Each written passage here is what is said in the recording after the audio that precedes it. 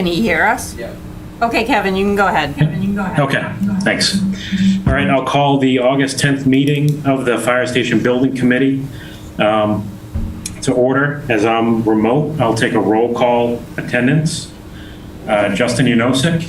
Here. Chris Baker. Here. Aaron Hunt. Here. Aaron Kinney. Present. And the chair is also present. So first item is public comment. Looks like we've got maybe one or two people on Zoom and in the room. I don't know if anybody has any public comment. Looks like Donna's grabbing the mic. Some of my questions will come up later. They're on the agenda. I wondered if there's a running total of the expenses.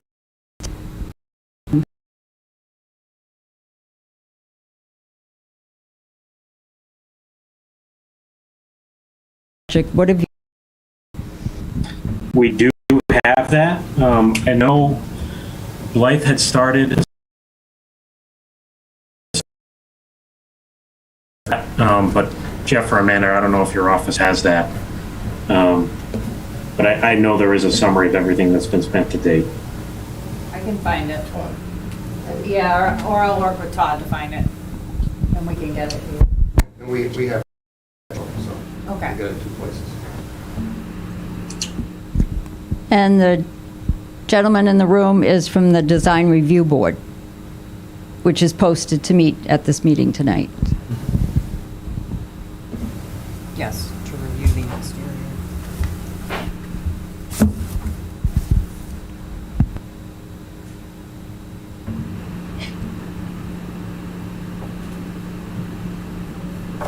And anything else? I don't see any comments online either. Okay. All right, we'll close public comment and we'll move into the discussion items. So first discussion item is please discuss building design related topics. So Steve or Ron, I don't know if you have the bullet list to go through here. I think two of you put it together. Do we have members of the design review board present? We do. Yes. Okay. I'll turn it over to you, Ron and Steve. Sure. So just as a recap from our last meeting, we talked about doing certain things to the building itself and to the site. If you remember, we had about both. So just as an overview of the site, again, one question was that came up during that meeting was site related, had to do with the parking. It had to do with the easement, and it had to do with what we're looking at in terms of the materials that are on the site. In other words, what's going to be in the detention basins and what's going to be planted as our green screen or our green buffer, if you will. And then the building itself. And so from the site perspective, we are still working with the planning and zoning board to do in the there's been a lot of back and forth and a lot of discussions about that. And as it stands right now, we're kind of looking at options with the planning board. The good news is everybody is in agreement that this green buffer, the green belt, will not be planted until sort of the fall, late summer of 2024, so that there's time for everybody to decide exactly what it is that we're going to do. For now, we're showing the green buffer or the green belt coming up and stopping just as it enters into the easement area. For those, just a reminder, the easement is not a dimensional easement, it's a utility easement. So basically the neighbor church has a drainage swale in that area, and whatever we do, we cannot disturb it. So the buffer is also on the other side, and what you'll see is we have two different circles, right? We have little circles and bigger circles for the plants, and then we also have the parking lot trees that are required.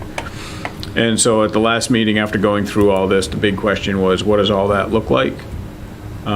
So just from the design review board perspective, we want to show you two things that are, that have been discussed. The first one is bioswale natural grasses. So these are low maintenance grasses that grow in the bioswale. The bioswale will not all the time, or an infiltration would be about 18 inches to almost 2 feet high. The basin itself is 3 feet deep with a gentle slope into it. And that is currently in the project. We had talked about previous to that decision, and that decision was made sort of at the working group with the town facilities director. So the idea with the DPW and everyone has been, let's do things that are low maintenance. There has been discussion at the building committee meeting or level about what about plants, right? What about something that's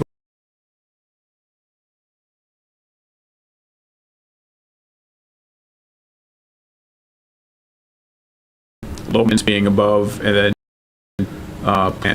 planted options, if you will, for that basin. So that's kind of where it stands today, and the building committee is still working to decide which direction we're going to go in. We are getting another updated estimate in a few weeks. When that updated estimate comes back, what we'd like to do is give a price for both these options, right? So we'd get a price for the grass, low maintenance grasses, and we'd get a price for the plants. And then, we'd all be able to sort of decide. Any questions on the bioswale plants or anything from anybody online? Yep. While I appreciate the designation between low maintenance option and plants option, I believe there is a plants option that is also low maintenance.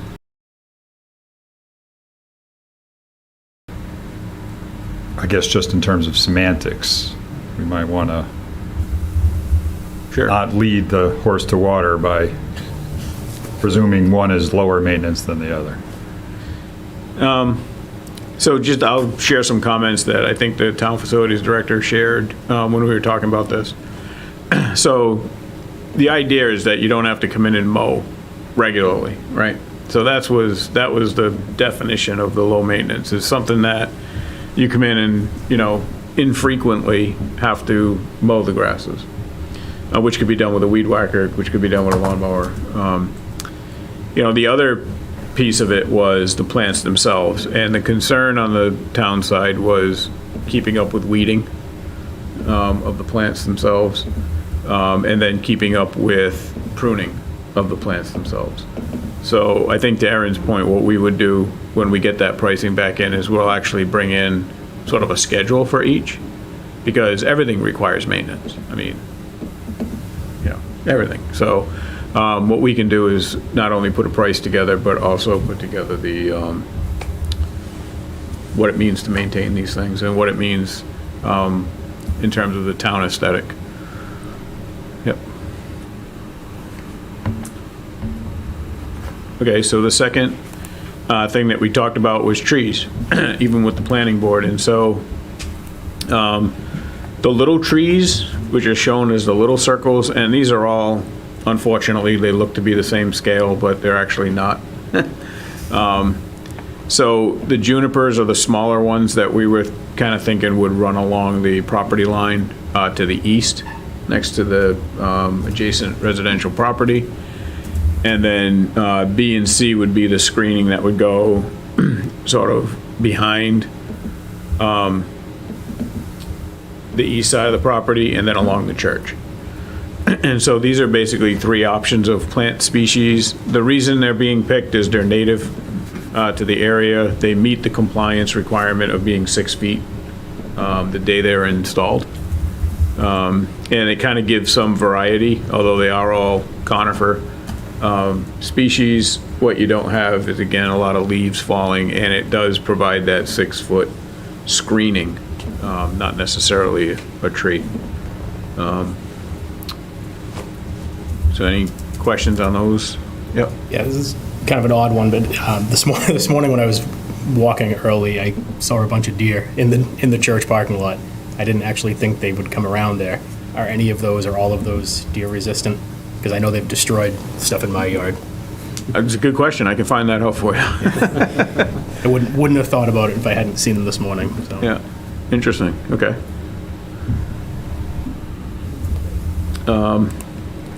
The next thing is the permeable pavers. So currently, we have permeable pavers out in the front entrance, sort of right near the front entrance of the building, if you recall.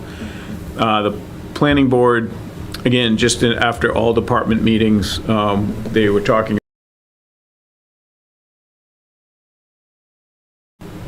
However, if they ever do get clogged, they would also be graded so that they would surface drain as if they weren't permeable, which is what the planning board was thinking. So basically, you get the aesthetic and you get the benefit of them being permeable if, for whatever reason, they're clogged, and they're not part of the stormwater calculations for compliance with pervious versus impervious surfaces. So it's kind of like a win-win. And again, we will provide the planning board with the maintenance and I should say, excuse me, we will provide the building committee with what does it mean to maintain these permeable pavers. Yep. I don't know if I'm allowed to ask questions or not. But Sure. Are they ADA compliant? And They is are. that- Okay. Yep, good question. Okay, so moving on, this is where we landed. So the last time, so we've had a community meeting and we've had the design review board meeting. We have, and we've got the black fire truck. And so, again, just for those who are new or who may not know, the ordinance requires pitched roofs that face the street, which is why the design is the way it is. As you saw at the beginning of the presentation, it's actually a flat roof behind this parapet. So we've got the slope parapet, we've got some sloped roofs, and we've got a mix of white and gray with a mix of red. And the that has been posed by everyone. We pick the final. And when we do those here, everybody will see like what is the white, right? It's not going to be a stark white, obviously, but how much of a sort of a gray, cooler white versus a tan, warmer white would work better. And then we can do the same thing for the grays. The red doors, these are manufactured doors, so we would envision that the red doors would only have a couple of different options, if not just one, for the red, which I think is fire engine red. So this is the front of the building. This is how it would look heading towards Dunkin' Donuts. This is how it looks heading away from Dunkin' Donuts. The training stair tower is in the back. The highest peak, which is this peak right here, is just under the 46-foot height limit, which is also still being reviewed by the planning board. And then the materials that you see here, you can see there's two materials. There's a board and batten, and then a horizontal clapboard looking material.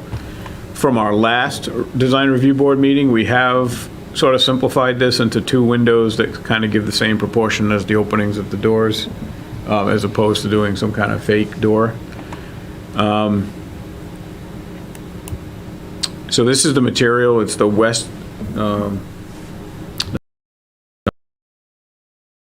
the material that we had talked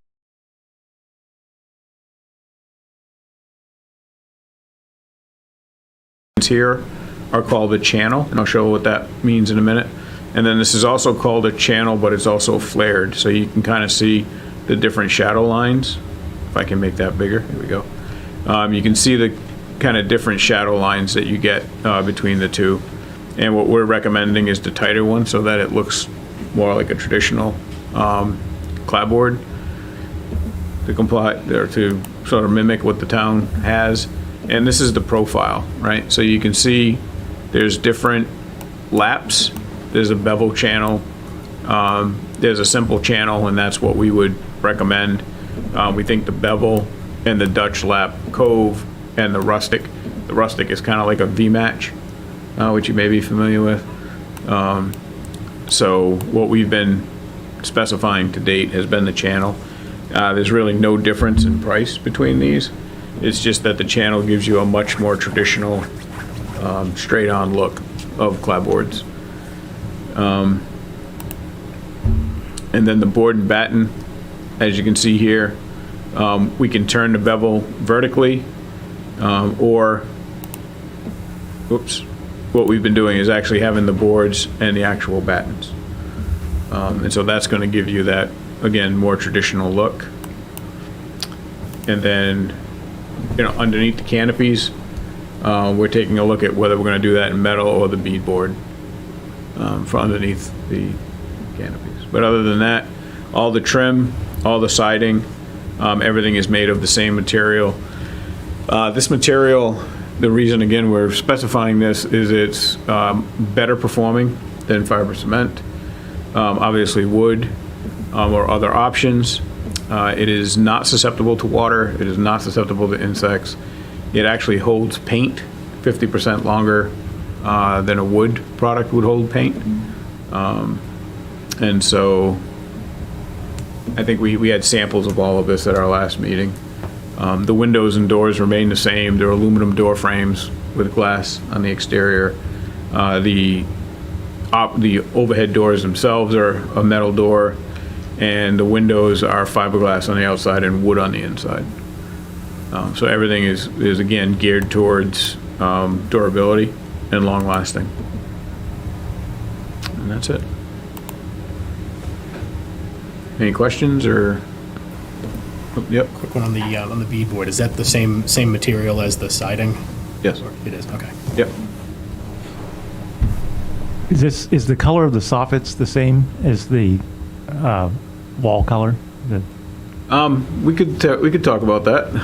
It's an opportunity to introduce some more color. It's an opportunity to. I can tell you, if we do it sky blue, it'll keep the mosquitoes away. But I think we got some options that we could look at there, whether it's the gray or the white or a different color.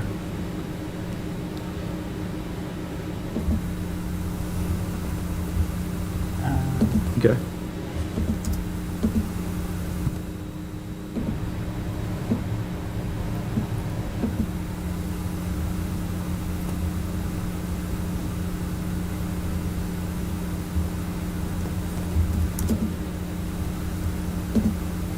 Is there a question?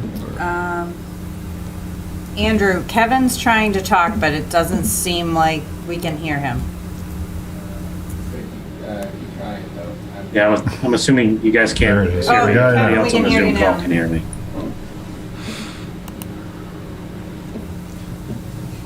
Kevin, go ahead. All right, can you hear me now? Yes. All right. So Ron, I believe someone, not necessarily on the committee, but had asked previously about the different sites that you mentioned.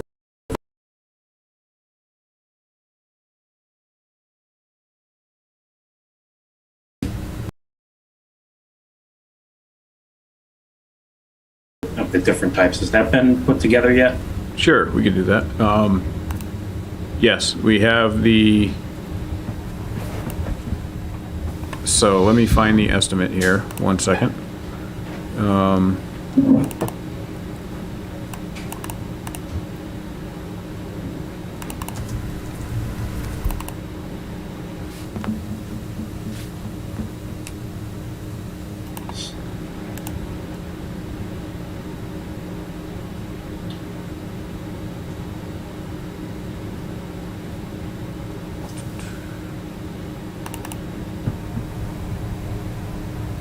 Okay, so the cost difference was, kind of just to go over this, I'll try to share my screen again.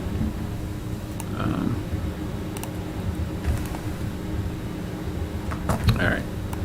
So the cost difference, and the Boral is the previous name of the Westlake siding, which is True Exteriors. So right now what we have in that is, or what we have in the bid, is that material. If we were to go to vinyl siding, for instance, in lieu of the Boral product, there's a savings of $345,000. We did price that out at the request of some of the folks in town. We do want to remind everyone that the fire station is a Category 4 building, and as such, in the town of Norfolk, we have to comply with 140-mile-an-hour wind requirement, and that's the reason for the impact-resistant doors and the impact-resistant windows. The siding itself, vinyl siding, currently we don't know if that's going to comply with 140-mile-an-hour winds. And in addition to that, we do know that upcoming codes have discussed the fact of, the viability of vinyl siding in that kind of wind zone. That kind of wind zone requirement, which means it would need to be engineered, and we just don't know what that means. So this price does not reflect whatever fastening requirements or engineering requirements we'd have to do for the vinyl. The painted cedar is $126,000 less than the Boral. But we've been reminded by folks in town that the town hall was actually wood, and then that was covered up with the vinyl years later. And then the fiber cement with PVC trim, which is something similar to what you have on the library. That's actually an added cost to the project of $7,000. So the Boral, the product that we're suggesting, comes in a little bit less than that. The fiber cement with the PVC trim, the reason for the PVC trim is the fiber cement needs to be installed in a very specific way. It can be susceptible to water. So that PVC trim kind of gets the fiber cement away from any water. And then there was a question of Ecotone siding, which is a high density fiber cement material. And the Ecotone and similar products to it is just under $700,000 more, or an add to the project. So what that all boils down to is that the product we have right now is less susceptible to water and insects and so forth than the cedar, but it also holds paint a lot better than the wood product. It's obviously better than the vinyl siding.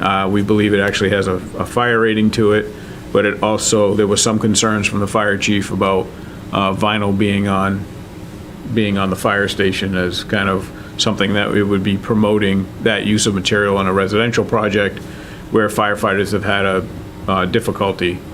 And Justin, maybe you can speak to that in terms of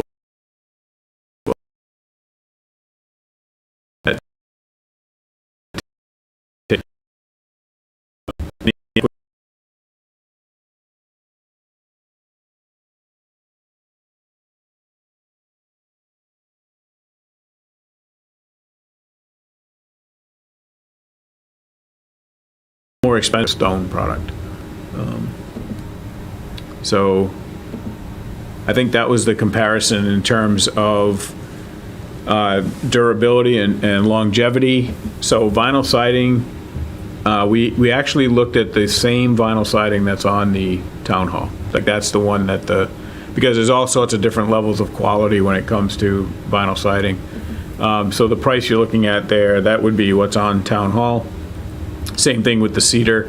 This is a cedar that's made by, or supplied, I should say, because cedar is cedar, supplied by different companies. And so the longevity is such that the cedar would need to be painted on average, and this all depends on the prep work that you do and the type of paint that you use and actually the application, right? So was it put on in high humidity? Was it put on in the temperature zones? So if you did it all right, according to the manufacturer's recommendations, paint will last somewhere between 10 and 15 years. Mostly on the 10 side, given it's a commercial project. And the Boral would need to be painted every 15 plus years. So you're getting at least 15 years out of the Boral siding. And according to the research that we've done, the reason for that is the cedar is a natural product, so inherently it has moisture in it, whereas the Boral does not. So there's a lot of that sort of moisture back and forth that the wood that happens with the wood product and the Boral is a urethane composite product that doesn't do that. Vinyl siding, they recommend that you pressure wash it, and pressure wash it does not mean you get a high pressure hose and wash it. What it means is you get a very low hose and a scrub brush and ladders, and you go and you wash down the vinyl every 5 years. You want to keep the mold and the mildew and everything off the north side.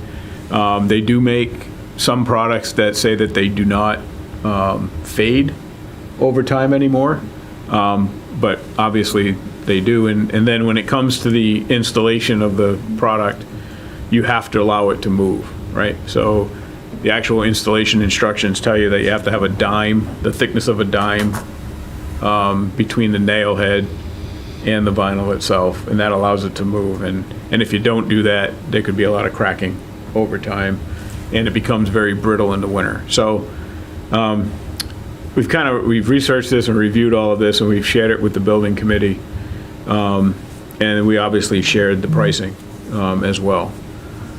So that's where we're at with that.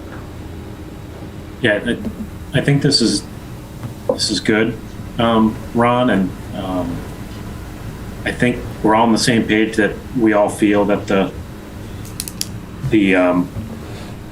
Boral is the way to go. I guess if anyone wants to speak to the contrary, they can. That's on the committee. But I think what might be good is just have some bullet points, because someone may ask later on, and just have some of those bullet points that you summarize that, here are the issues with vinyl, and then here's the issue with the cedar. This is why even though the installed cost is cheaper, the overall maintenance and use of the facility makes Boral the best.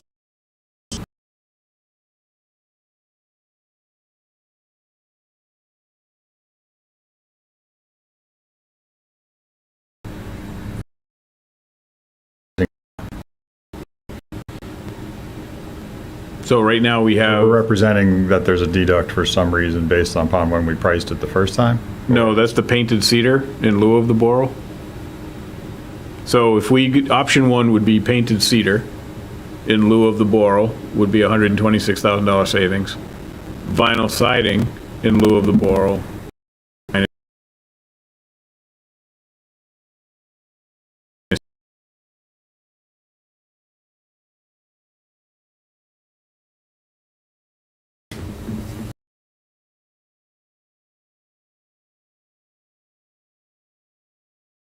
Which is what's currently priced. Here was to look at other options and what their price impacts might be. As Kevin just reiterated, I think the board, based on this information, well, I'll make my own personal opinion. I'll speak for myself.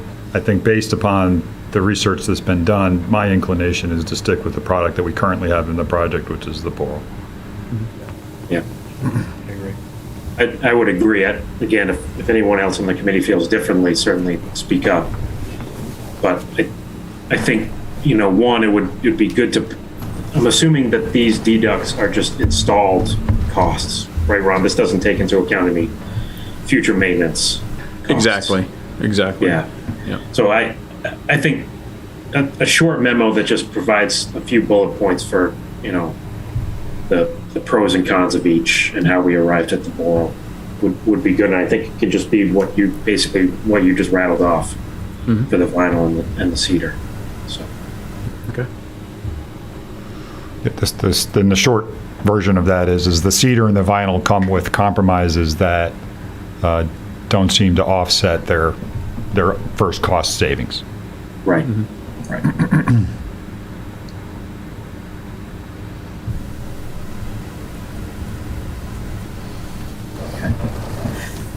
Okay.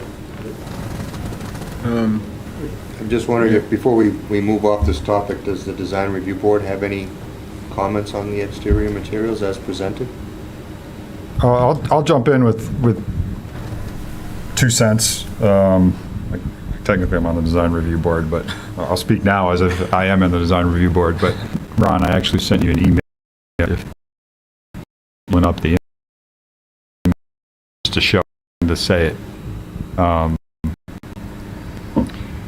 Just one comment on the exterior color. I think as I've commented here as we go along, I think we're making great progress with the exterior. I think everybody working together has come to some great places, and although I have the red fire truck in here, this is an old rendering, so please don't give me a hard time for using an old rendering.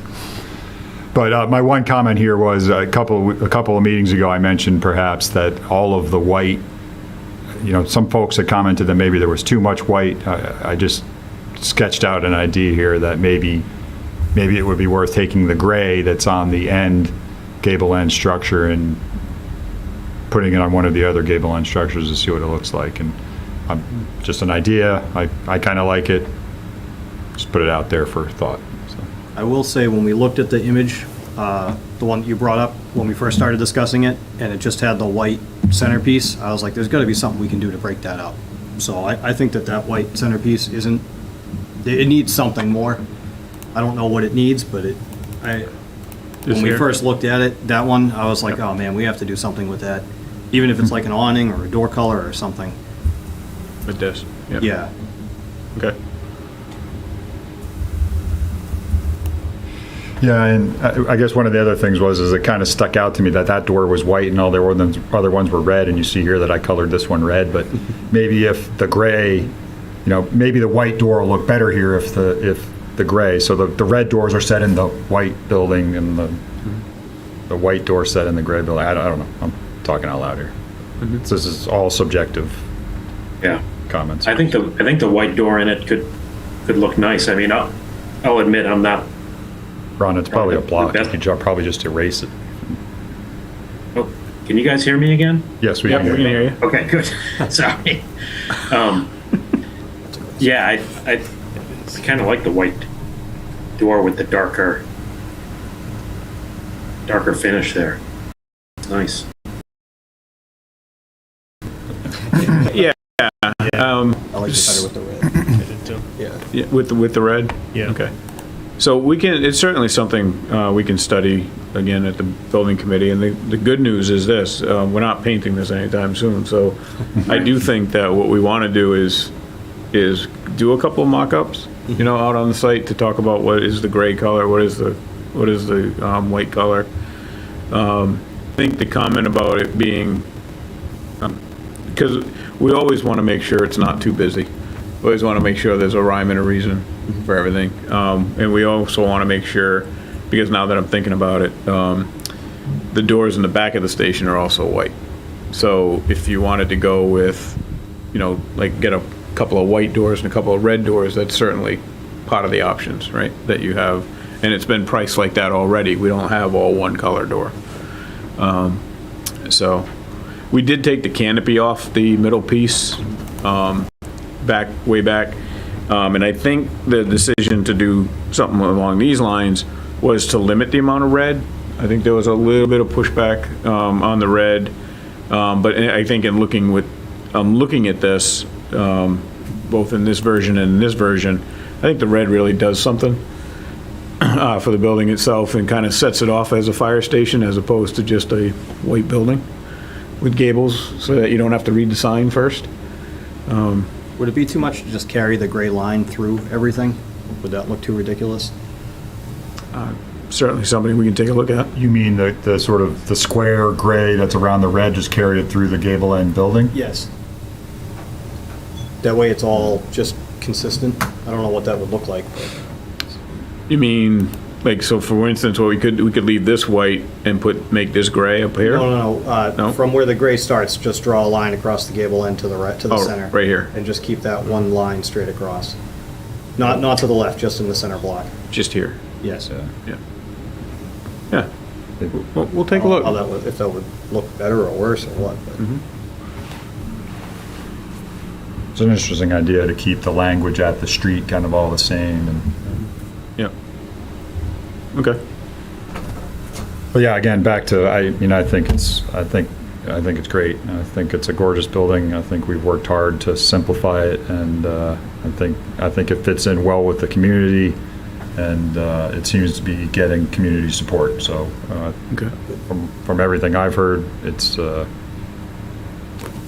being received positively. So, one thing I wanted to point out, these turnbuckles, which we were showing in the rendering, which we thought would be needed to hold up the canopy. They're actually not needed to hold up the canopy.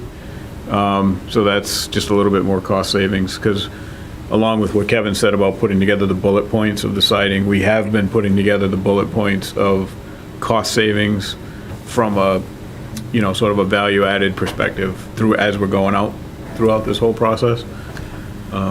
So having the simple cantilever there actually works structurally. So we don't need to I'm gonna jump in there with my add alternates, but I like them. I think it adds character to the face of the building. I don't know that I would just get rid of them Yeah. in their entirety and maybe make them a deduct alternate or something. Okay. Can something non-structural be done that looks similar? Oh, yeah. I mean, we can That'd be certainly, a lot cheaper. yeah, we would just, yeah, okay. We I mean, I can, like how And you they could look. I wouldn't Yeah, get rid of reduce the it. number, possibly, just put them at each end and in the middle, something like that, Yeah. Do you happen to know off the top of your head what the cost savings is? I think, not a lot. No, Like, then- Yeah, just, it's, Not worth the aesthetic impact. yeah, we've been, like, there are some things that we've taken out that don't give you an impressive refund, but at the same time, money's money, right? So that was kind of some of the things that we've gone through with the chief, is he's really kind of gone through this, and if it's not needed and it's not a definite thing, it's been removed, so that's Well, why I we mean, took a look at it. Yeah, I mean, maybe it's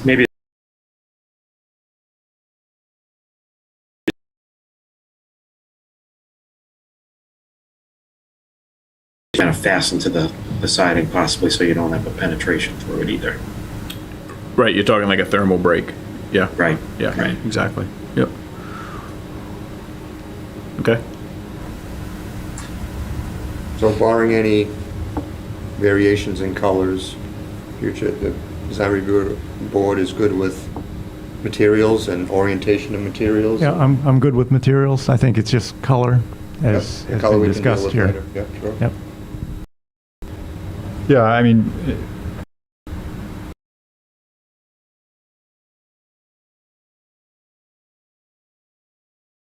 idea, we talked about the landscaping, so. Okay.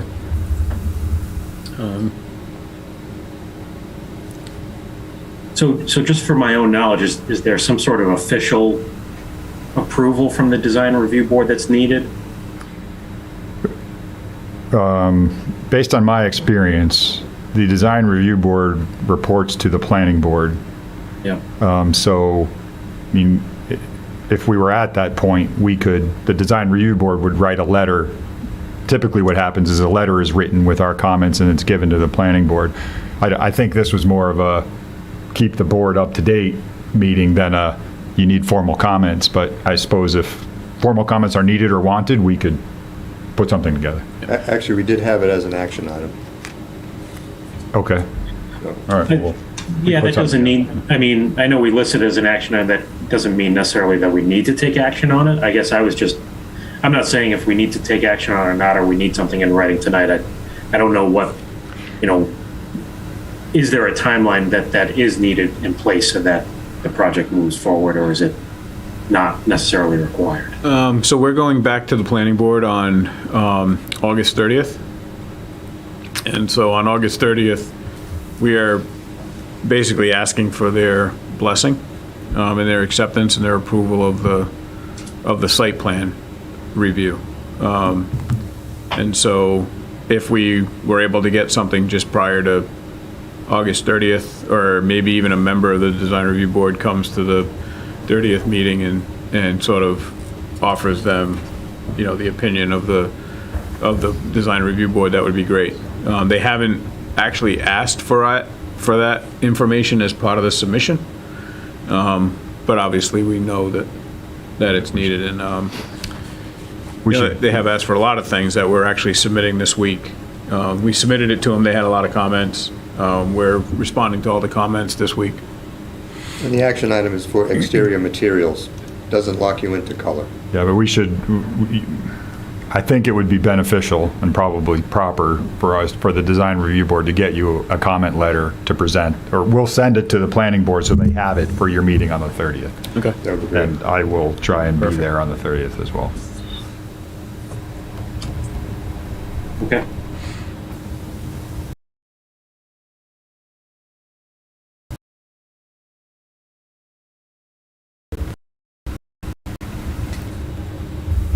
I will say, I don't think we have it as a discussion point, so I'll just mention it. We had talked about other boards that needed to be updated on the process. So we're meeting with the planning board on the 30th. And then I did reach out to the advisory boards of Brian Bichkowski's tonight, so I'll keep him up to date on future meetings, and if we need to get anything in front of the advisory committee, we certainly can. So.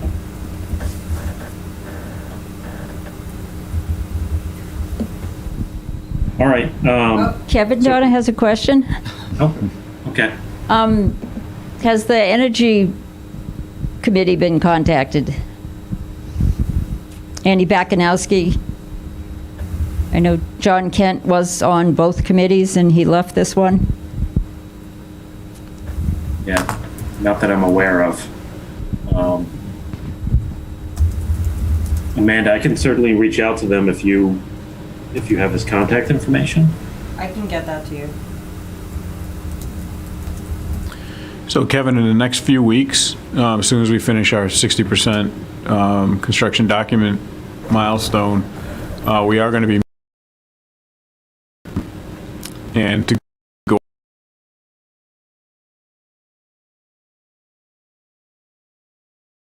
to invite the energy to sit in on that meeting where we talk about the energy use intensity of the building. We talk about all the energy saving and energy efficiencies of the building. You know, it might be good. Okay. Yeah, that's a good thought. I'll copy you on it, Ron, when I reach out to them, and just Okay. kind of go from there on timing. Yep, and then we can, Steve, you know, we can talk about like what's a good week, right? So we're looking probably towards the end of August to set that up with Mass Saves. Okay, so we've got planning board, we've got advisory board. We'll reach out to the energy committee. We've got design review board. Are there any other boards that we need to fill in? Well, zoning, but I think last we talked, they were pretty Yeah, well they're- up to speed. Yeah, I think they're pretty up to speed. Health was mentioned.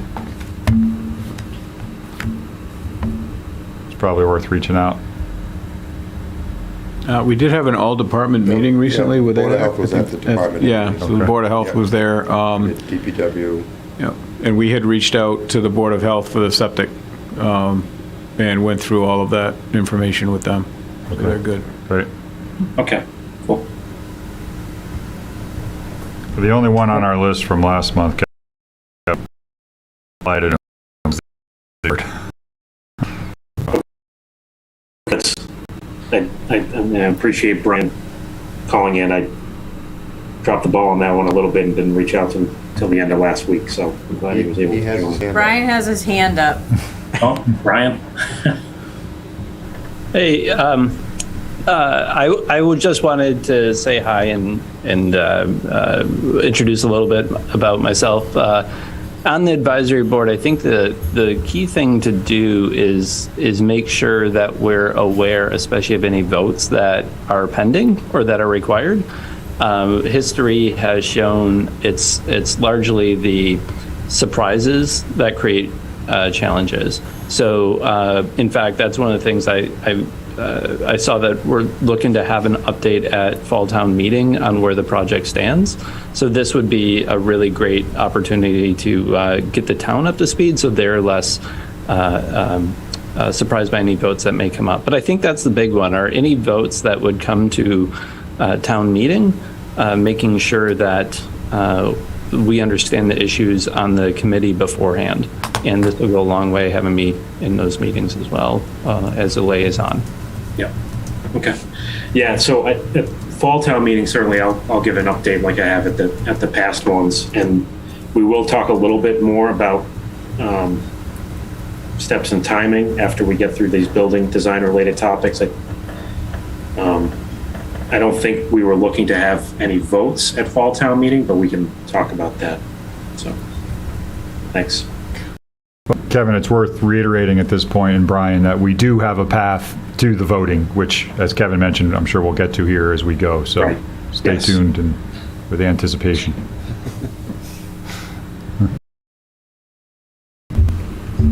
So Ron or Steve, did you want to touch on any of the, I had 4 other bullet points under building design related topics.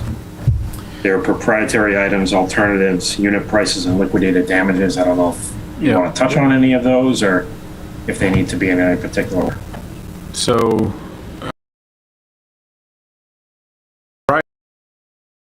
proprietary items that we are talking about. So just so everybody knows at home, the state of Massachusetts requires that every product and every system material on the building itself, that we specify a basis of design, and then we specify 3 equals.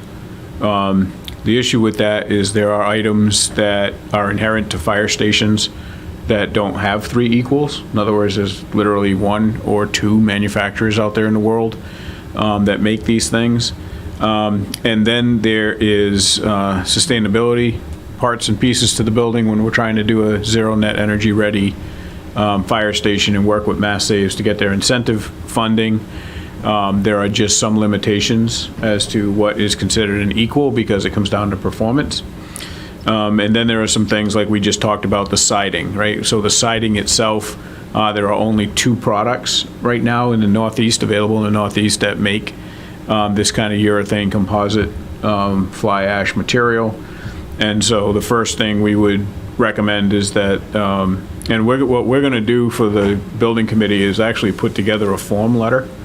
The form letter takes into consideration exactly what the state of Massachusetts asks for, which is a very detailed description as to exactly why it's in the benefit of the town to sole source these products. So with the siding, all those bullet points that Kevin has asked for, that will be on the letter.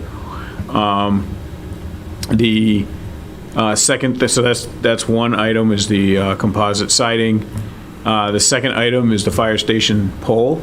The fire station pole only has 1 manufacturer, and so in order to have that with the safety gate and so forth in the project, we would sole source that as well. Given the stretch code in town for energy efficiency and given the Mass Saves program of being zero net energy ready, there are only 2 manufacturers in the U.S. or abroad that make overhead doors that are able to do them in red with the windows we're talking about that meet the large missile projectile high impact test, as well as the air infiltration test, and as well as the thermal performance we're looking for. And so for that reason, we would specify 1 manufacturer. The flooring that we're talking about using, which is antimicrobial, it's also very easy to clean. So when we talk about contaminants in the fire station and trying to keep red zones and green zones, as well as an acoustic value to some of the office areas and everything, it is a Flotex material, feels like a tennis ball, looks like a carpet, acts like a carpet, but it's actually a textile. And like I said, anything that can come back from a fire or out of a human body can be cleaned without staining and without having any infectious diseases. The rain screen standoff, so the insulation itself, we're trying to get a high performance insulation, and in order to do that, we're taking a look at a couple of different products. Right now, we're trying to find one that's not proprietary, right? Because we want to limit this list. But the way that they stand off the building, which reduces the thermal bridging, is with an Exotech rain screen standoff, and those are used throughout Massachusetts for these high performance buildings, and they are a proprietary item. There's actually a utility patent on it. And then the chief has been talking about doing a flooring product in the apparatus bays, which we want to talk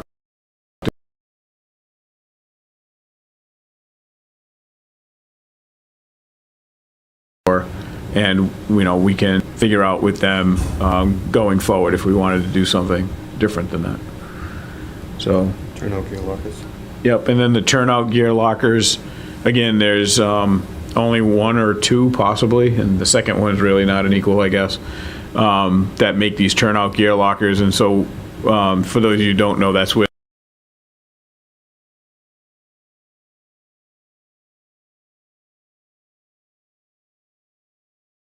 throughout the, that was, So the intent is, once we finalize and finish up the investigation and research, which is part of the process for going proprietary sole source, we'll come back to you as representative of the awarding authority to have a vote on this, and then that will go in the file, but in the technical specifications, we'll make sure that both in the Division 1 section and in the individual sections, that it will be clearly noted that these items are the only sources and nothing else will be accepted. However, as part of the proprietary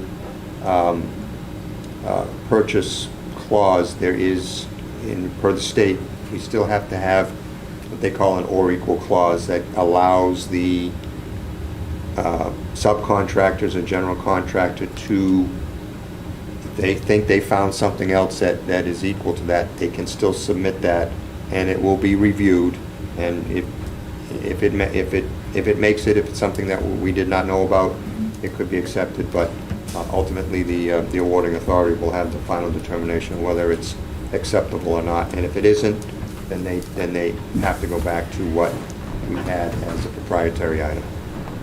So there's a process that Ron and I have gone through on other projects, so we're going through that process now. Mm-hmm. We discussed a bunch of them during the working group meeting earlier today. So any questions on that? Is that okay? Alternatives, we have talked about, like I said, the epoxy floor right now is the base of design for the apparatus bays.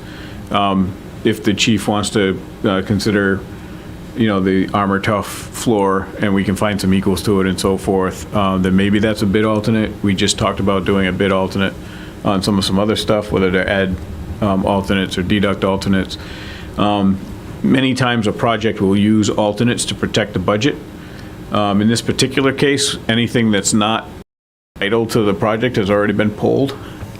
So it's not like you're taking your wish list items and turning them into deduct alternates.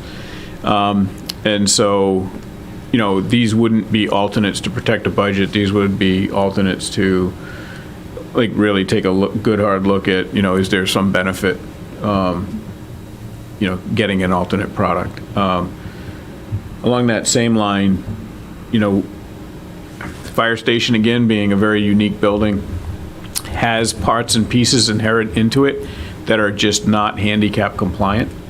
A good example of that is a gear extractor. And what that means is when the fire department comes back from a call, they want to clean their uniforms, their jackets and their equipment. And so these are basically very large washing machines that they're obviously better than a typical commercial washing machine. They don't make those at a handicap compliant product. So the controls are not within the reach zones. That's just one example for many different things. There's about 9 or 10 different things on the project that we want to get the committee, you don't have to make a decision tonight, obviously, but just as part of the alternate process, there's a couple things we can do. Number one, we can apply for a variance to the MAAB. Some of these things, in fact, many of these things actually comply with the federal regulations. They just don't comply with the more strict state barrier board. And so one question we would have for the committee is, do we apply for a variance? And we worked that out with the working group meeting today in terms of identifying these things. So we will put a list together and send it off to the building committee. One thing is to get a variance. The issue is if the variance is denied, then we got to go back and say, okay, how do we design this? Like, we can't get a gear extractor. So we'd have to figure out a very, creative way to do that. So that's the risk you run with that. The second way to do it is to, not so much request, but basically inform the Massachusetts Access Board that there are some spaces within the building that are not considered public spaces. So what that means is we would take a look at some of the things like the decon areas, right? In fact, the gear extractors are in the decontamination area. There's no reason for any member of the public to go and use a decontamination area.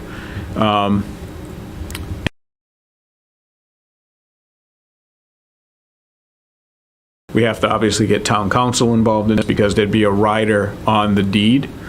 And the rider on the deed would say that the building is a fire station for use as a fire station, and for that matter, these these spaces and places within the fire station are not open to the public or for public use.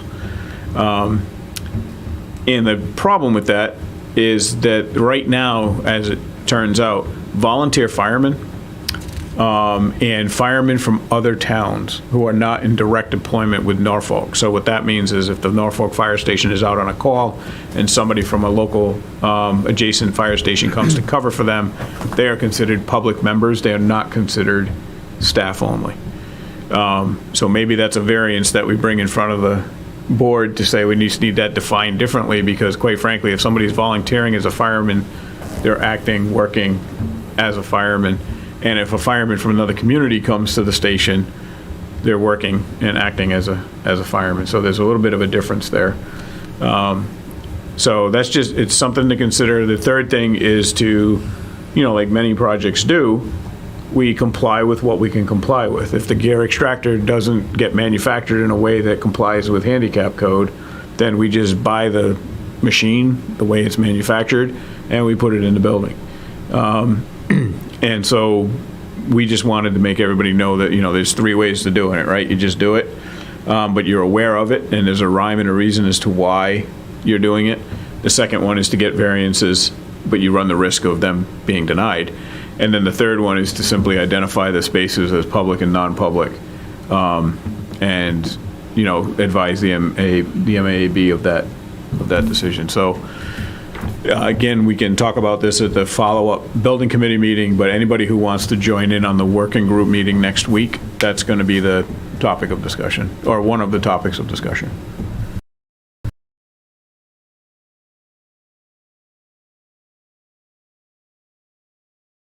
A standard procedure here, or is it every time everybody makes a different decision based on unique project? That's exactly right. Yeah. Some cities and towns, when they're told that, under the pains and penalties of perjury, you have to say that this space will never be used by a member of the public, they don't want to sign that, I was thinking more, in your experience, has an accessibility board ever denied a variance for a piece of equipment that isn't made accessible? Well, we got a ruling this week, actually, that says that the wall ovens that we're using need to comply. Now, the issue with that is if you take the bottom of the wall oven, where that needs to be for handicap compliance in terms of the reach zone, and the top of the oven, which would be the highest you could go for handicap compliance, and then the controls need to be on the side. They don't make that oven anywhere in the world, and the oven would only be 18 inches tall. So pizza would be very favorable in the fire station. So it's those types of things that, sometimes these regulations are written in such a way that, they're interpreted differently. And so we were kind of taking a look at that wall oven situation that we had, and it just started to trigger right downhill, because the ruling we got back was, yes, that's exactly right. The bottom, the top, and the controls need to meet. We didn't apply for a variance. It was just a question asked and a question answered. And so, we just kind of took a look at that and said, well, should there be something that our firm puts together as a regular, list of variance items that we go to the MAAB with on every project? But we know that every client is different, and every community is different, and every fire station is different, right? You don't have a dispatch in this station. So, our letter, we don't want to just kind of make this a boilerplate thing. We think it has to be specific to every job. On your particular project, we talked about wall ovens because they're, it's all electric building, right? Let me be more specific. Sorry to cut you off. This piece of equipment that you use as an example that we're talking about. Yeah. Is Is this the first time this piece of equipment is being put in a fire station? No. So the gear extractors are put into almost every station. In the past, how has their inaccessibility been dealt with? Well, it's actually never come up, except for the fact that if a town, like for instance, we know Norfolk did, they went out and got an ADA assessment done of all the public buildings, that would get flagged. And so, I think when Steve and I were made aware of the police station, we actually went and toured the police station with Matt Hafner, just to take a look at, what the issues were. And again, that was just something that kind of raises the issue a little bit higher up the flagpole that says, well, 5 years from now, if you paid somebody to come do an assessment and they stop flagging all these things because they are not handicap compliant. The washer and dryer, for instance, the washer inside the contamination area, you want to have a top-loaded washer. Because the front-loaded washers, which are handicap compliant, if you take something out and it hits the floor, you have to wash it again because, it needs to come out decontaminated. So that would be another thing that would get flagged. And so we as a team kind of sat down and said, well, how many of these things are going to get flagged, right? And we came up with a pretty good list, and we thought we should get some clarification on this from the building committee and just say, which direction do we want to go in? Do we just want to put all this stuff in and say, look, they're not public spaces, right? Because no member of the, somebody who lives in town can't show up at the fire station and say, I want to use your wall oven in your kitchen. Some member of the community can't say, I just want to go use the bathroom in your decontamination room. However, because of the discussion we had today where we talked about the fact that volunteer firemen and firemen from other districts are considered a member of the public, we just said, all right, well, we've got to figure out where the building committee sits on this, so. Obviously, we're being maybe ultra-conservative with this, because I've worked in other municipalities where existing fire station is in the city, no room for expansion, no room to put an elevator in, did a complete gut renovation. They just said, no public allowed in this building, and that's all they did. That was the end of it. Notified MAB, and that was the end of it. Here, like Ron said, you guys had an audit done on a bunch of buildings. Is that going to happen again? We want to have things flagged that you say, well, how come this wasn't addressed during construction? So it's worth the conversation. Yeah, and fire stations are, like we talked about, you had a lot of visitors, right? You want people to come into the building, you want the kids to come in and get a learning session or something like that, or on the fire trucks. There are events that take place at the fire station where you want the community to come. It is a community building. Like the training room, there's no reason that's not. So that's fully handicap compliant. The lobby's fully handicap compliant. All of the administrative areas are. So it's just kind of these other areas. And, I say it's a long list, but it's really a short list comparative to the entire building. It's just this list of things that, for instance, your training mezzanine is another good example, right? We actually reached out to the ADA and said, we're not going to have an elevator to get to the training mezzanine. But it isn't a public space. If we're giving a tour, right, and people take a look at the mezzanine, and they want to go up there, they actually can't get there. And so ADA came back and said, well, if it's staff only, it's a training mezzanine, if it's staff only and it's limited to 300 square feet, then it doesn't need to be ADA compliant. Now, if you were to take a look at the letter of the law, the MAAB, yes, it does, But who supersedes that? The MAAB supersedes them? Well, they're both equal. So how many square feet is the decontamination room? Again, the decontamination room is made up of a couple different areas. I can check out the square footage, but it's probably 199.9. We don't even need this discussion. right. Yeah, but I'm trying to figure out here. We can talk about it all we want, but I don't know how we resolve it. Yeah. It sounds to me like the way to resolve it is to list these things that are inaccessible and apparently unaddressable and send them to powers that be and say, this is where we are, what do you want to do about it? Yeah. And the first stop is with Bob, right? So we want to meet with the Norfolk building inspector and just explain all this to him so that he's completely aware of what the situation is. Because when we do go to the MAAB, the first question they'll ask us is, what does the local inspector say? what does the fire chief say, and what does the local inspector say? And so we, Need their support. yeah, we're gonna wanna be able to share that information with the MAAB. I've always been amused by the ADA requirements in fire stations in areas that are obviously not intended for the public to be, that still have to comply, where a firefighter in that condition would be unable to do the job. It's always amused me.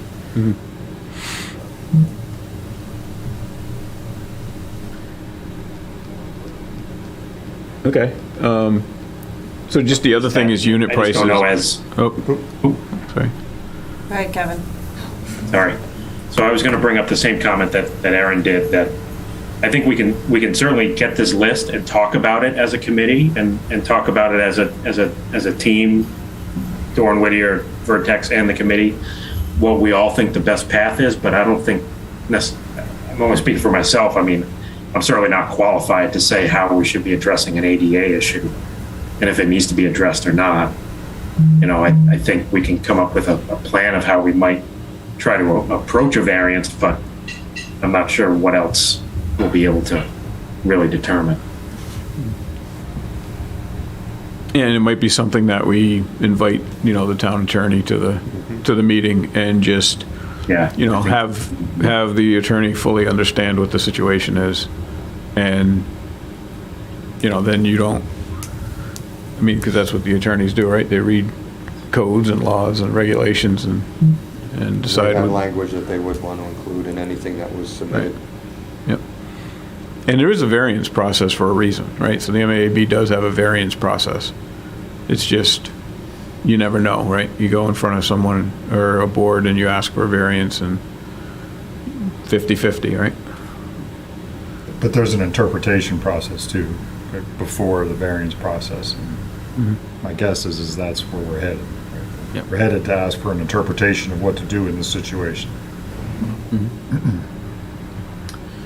Yeah, and I think, if these are things that are common to fire stations that are not ADA compliant, I mean, someone must have run into this previously. We can't be the only town that's done an ADA audit and is building a fire station, Yeah, we are definitely not, but it depends on,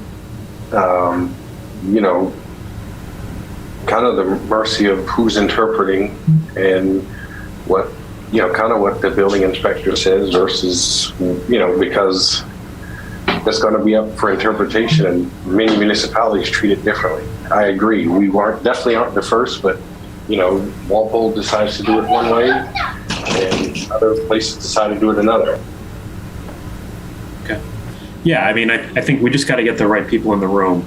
It sounds like the building officials, certainly, probably our legal department, and figure out what we want to do. But maybe first step is probably, let's get the list and talk about it as a committee and as a project team first. Okay. And that's a great point from the chief. We can give you examples of other stations. Yeah. So if the attorney wants, where is this, or where has this, something like this taken place, we can explain.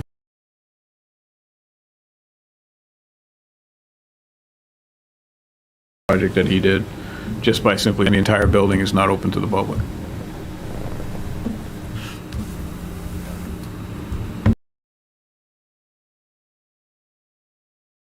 We all know that we have a couple of different situations, right? We got the bedrock that hasn't been disturbed in the past, kind of like around the transformer, if you will. We've got the bedrock that was blasted previously. Bless you.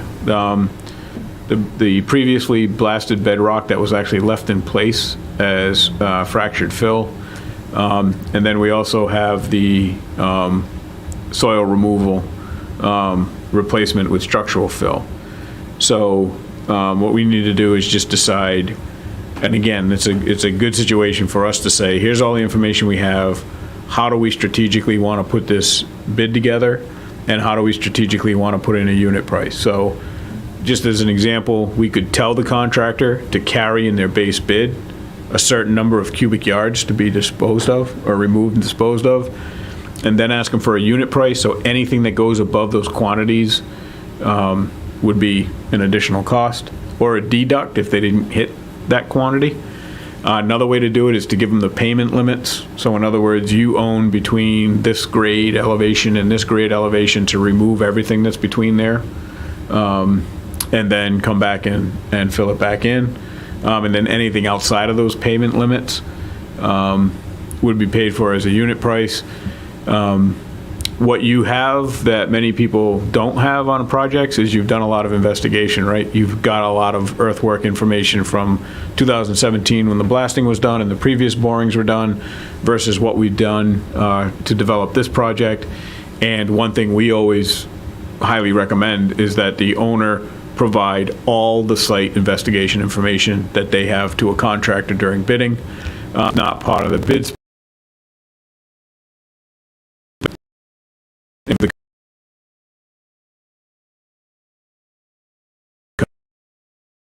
want to take a look at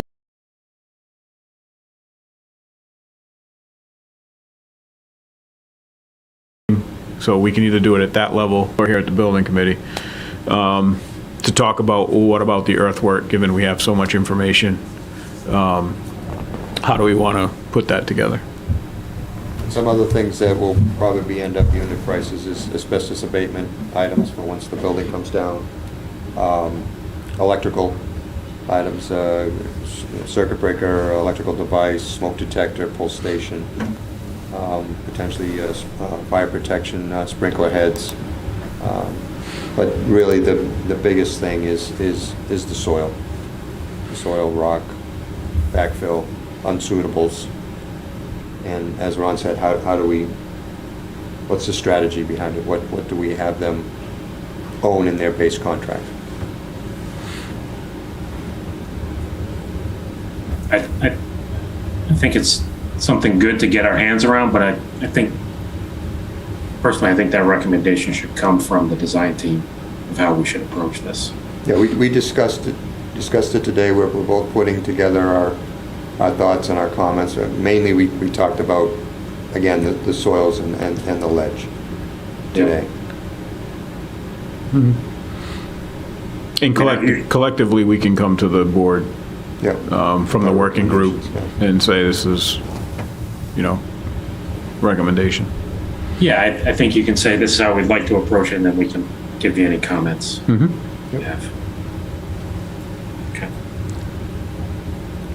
As far as the liquidated damages, certainly want to have an amount of liquidated damages on the project for when and if the general contractor cannot finish and meet the substantial completion date. As you know, liquidated damages are basically a set amount that would be charged on a per calendar day basis for delays that are solely caused by the general contractor meeting that date. One thing that, in our case, it's not like the fire department has to get out of a building to get into the new building, as with schools. School starts on first day of school, you want the kids in. There's no real impact there. The impact for the town is on the extended construction administration for your designer and your OPM. So we're looking at what that, essentially that day rate is if we are to go beyond that substantial completion date. And in our case, there's an extended stay in trailers. So there are some extenuating circumstances that we might want to get in there. Yeah, I mean, but I think that's going to be a question for legal, though, and town council at some point. So. Well, I mean, we'll recommend what our value is, how we got to that value. And you could do it a different way. You could do it by actuals, but actuals, get into a lot of paperwork, and most projects, it's a set amount within the general conditions. So, but we also discussed that a little bit today. So that's just part of the ongoing process. Yeah, I think once you have a handle on what that amount is, Steve, I agree. I think we should pass it to our legal department and just see what they think. Sure, we can do that.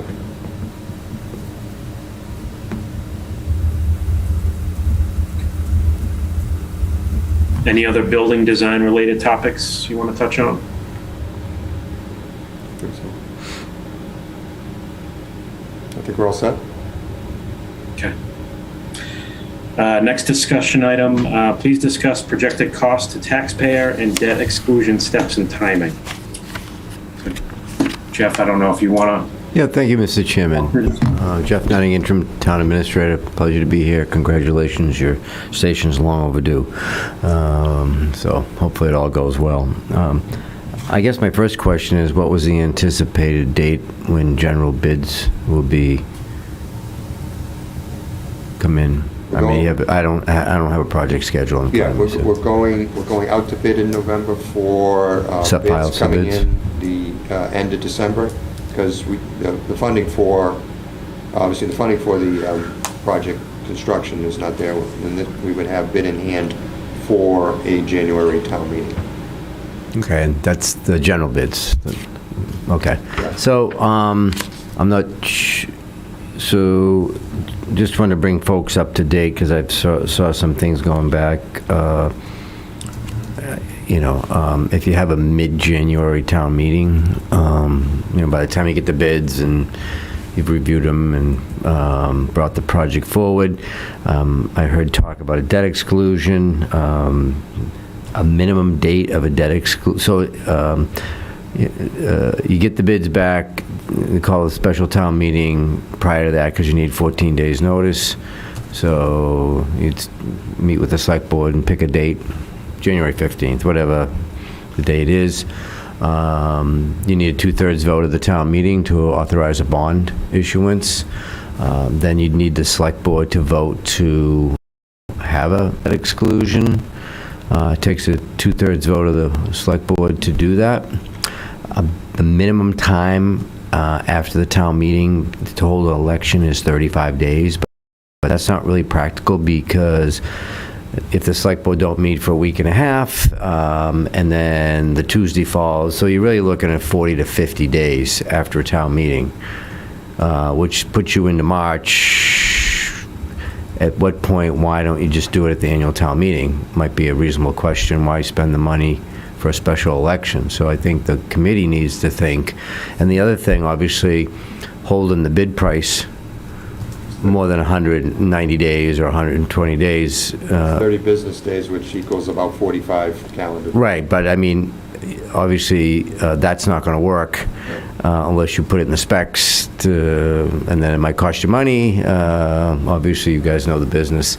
So you really need to think long and hard about the timing of all this, given the legal issues that are in law. I did bring DOR sheets. These are online, but I printed out one for everyone just so you can read it for yourself and also be fully aware of the legal ramifications once you call for debt exclusion, about campaigning and what you can do and what you can't do as a committee so that you don't get yourself in trouble advocating for this. So this is online, but hard copies are available. So I know there was some idea to do all this in January, but that's not practical given what you just told me about when you'd get bids back. So I think you need a strategy session to talk about all these timing things. Because I can't speak for the select board, but if we have a January town meeting and then we meet a week later and we vote in favor and we set the date for March 28th, I'm thinking, why am I spending all this money when we have a general election on May 10th? To ask the same, and we have a regular election where people show up, more voters. So I think that's something the committee needs to think about and discuss with the select board, and whether the special election is something that's on the table, given what you're telling me. And that's in a perfect world. And there's no, I suppose you can go to town meeting if there's a bid protest, because you at least be in the ballpark with the money, what money you'd be requesting. So the other thing you can do, and Todd will help you, because we talked about it, is what's the financial impact on this, and it really depends on a couple of things. how much money you're going to ask the voters to debt exclude. We generally use an assumption of a 5% interest rate for a long-term bond. Now, interest rates were historically low, but if you look at 40 years, a 5% interest rate for a muni bond is a reasonable assumption. You'd probably make that. You can easily plug in a formula. You'll have a new tax rate probably by December, and new values as the assessors update that.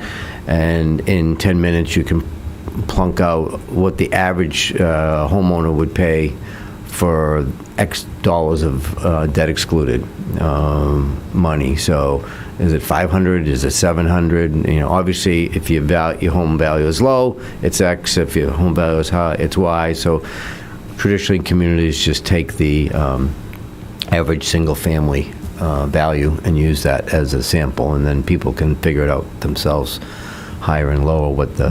And I think Todd was using a 25-year bond that was flat interest rate. So there's two ways to borrow money. One is declining interest rate, and one is a flat interest rate, and that was the model he was using. So a lot of things to think about from a timing perspective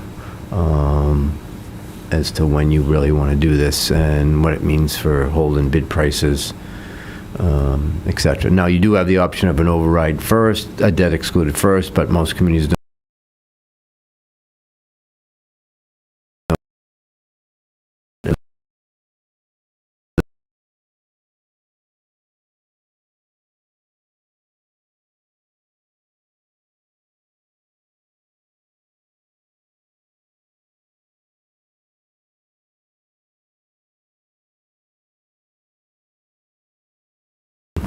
Happy to answer any questions.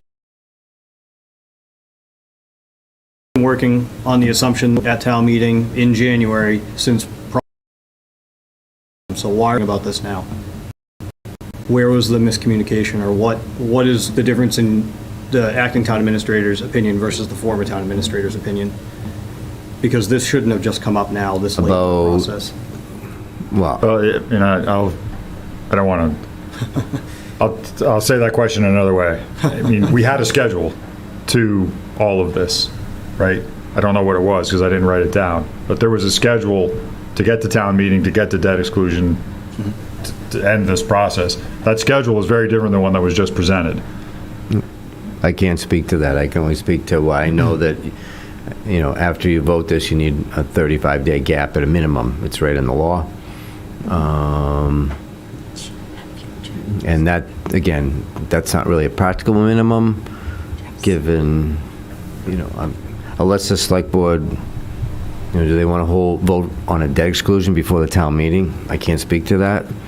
But you still need the 35 days as a minimum. So you're not going to, if you have a January town meeting, you're not going to have a January debt exclusion.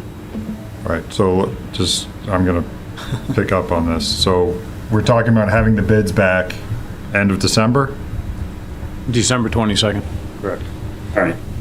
And the goal was, we wanted the bids so that we could have them for the January town meeting, which was on Yeah, I don't think the date's been established. 15 January, I don't know.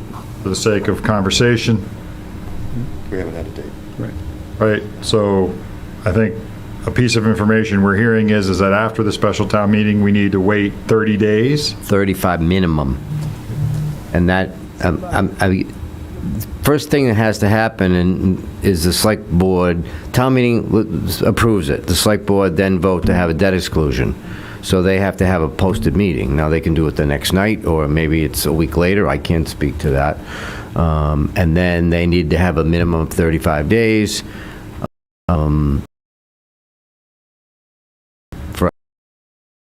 And from the town meeting. So I'm sorry, I'm going to write this down because I want to not have this conversation again. So hypothetically, we're having our town meeting on the 15th. But you could have it on the 5th, too. Okay. You know, I mean, I can't. Understood. Can we just back up for a second, Aaron? So we get the bids in hand December 22nd. Now, we have to meet with the select board to set up a town meeting warrant? I thought that needed to happen first. No, the select board can organize a town meeting anytime they want. So you can already pre-schedule a town meeting. You can set it up in advance. That's Okay. correct, absolutely. You could, they could vote in November to open the warrant, and, close it in December and have the town meeting January 5th. That could already be prearranged, or whatever day you want to have your town meeting. So that can be done well in advance. And so we set up the town meeting for, say, January 15th, to use Aaron's date. And we say, we're going to have this town meeting, we're going to have the bid in hand, so we can talk about the actual number to approve it at town meeting. Is that correct? Correct. Yep. So picking up on that, after the special town meeting, the select board needs to meet to do something? So the select board are the only people that can authorize a debt exclusion. So after the vote is held and we're approved, the select board needs to authorize a debt exclusion. That's correct. Been at the select board's availability after the town meeting. After the 15th. So it could be the 16th or... It could be the 6th, it could be the next day, because they would just have to post it beforehand. Right, but we'd have to talk to the select board. That's correct. They can meet that, let's say, for the sake of laying this all out. So let me just quote the law. The municipal clerk must receive written notice of the question being placed on the ballot at least 35 days before the date of the election. So once the select board vote, the minimum, whatever date that is, count 35 days. And again, if your election's on a Tuesday, it might be 42 days just from when they vote and when the 35 days is. You have to... So assuming everything goes as quickly as possible, you're talking end of February for the 35-day period. More or less, correct. On a January 15th vote. Yeah. So January 15th is... I just picked, it could be the 5th. Yeah, I know, it's a Sunday, but anyway. Right. So let's say we meet on the, select board meets on the 17th, so now it's 35 days from the 17th, correct? That's right, yeah. I spoke to the clerk, she didn't, a general, so the other thing is there was, that's for debt exclusion. For a regular election, it's 63 days. So I know that the select board have to discuss whether they want to fill the vacancy in the select board prior to next May, but that would certainly change this whole timing issue. So I think a meeting with the select board to figure out what they're thinking and what you folks need to happen would be a good thing to do, in September. Agree, but let's just kind of finish this exercise here. So if we met on February 17th with the select board, 35 days from that date is February 21st, right? Is that 35 calendar days or business days? Oh, yeah, that's a good I question. believe it's Calendar makes it. Yeah, so it's 5 shortens it up weeks. a lot. Right? It brings us into mid-February. Hey, Kevin, Yep. sorry to interrupt, but not to contradict what's being said here, but my understanding is the select board can vote prior to the town meeting for the debt exclusion also, as long as you meet those 35 days. That's We've been true. involved in projects where you have a town meeting on a Monday and you have a town vote on a Saturday.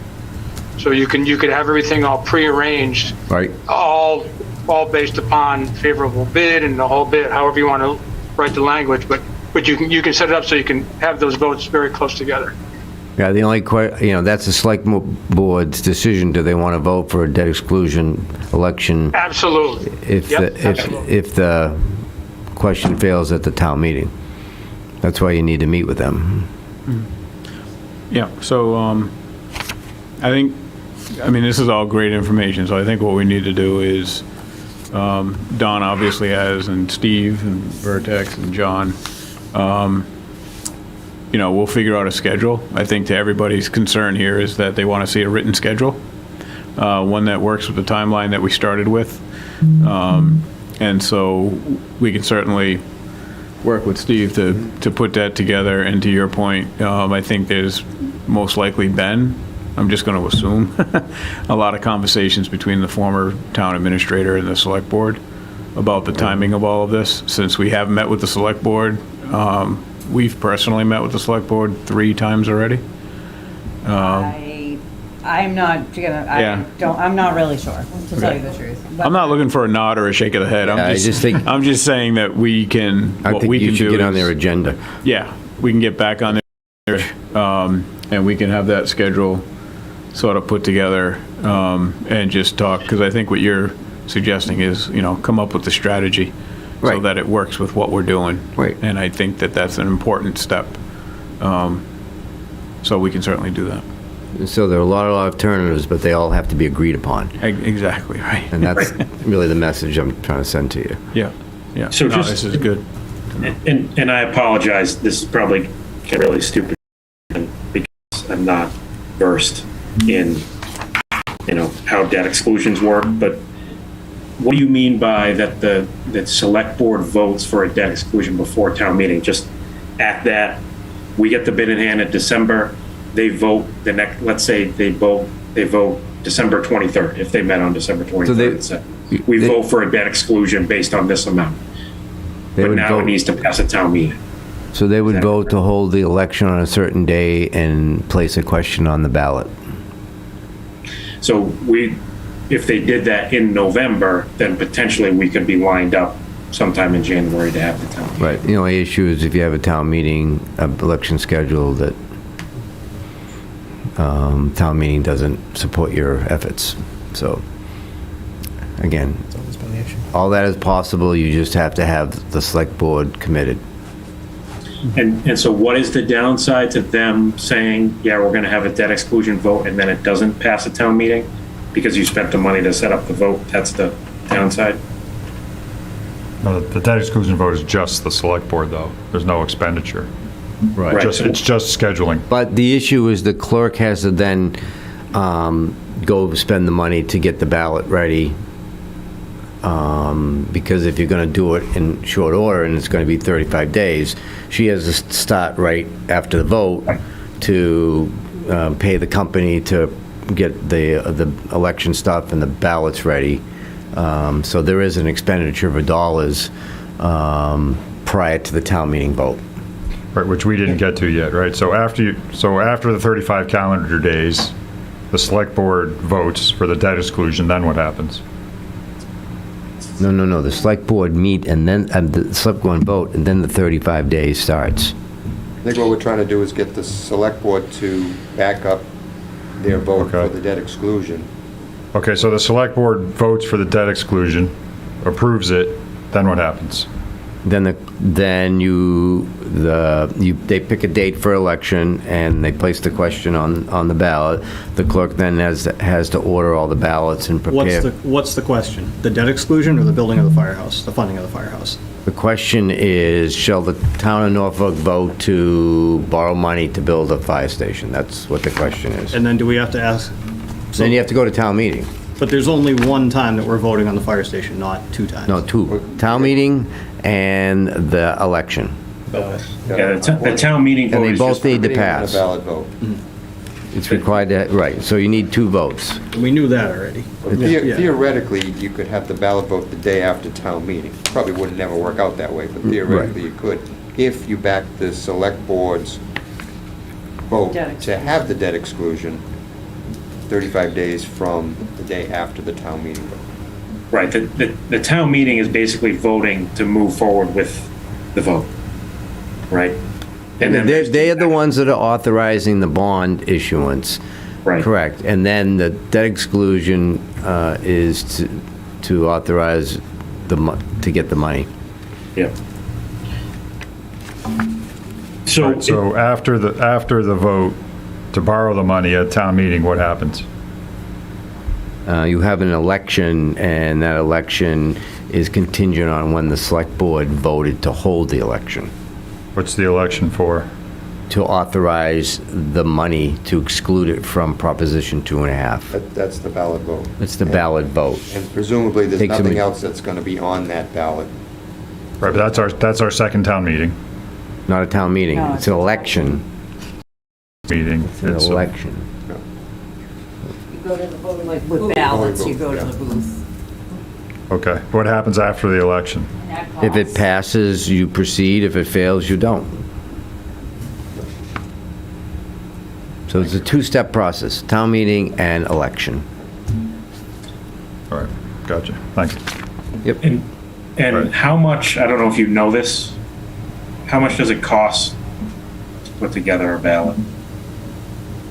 Like what would be what's the risk? But it needs If we to just- happen anyway.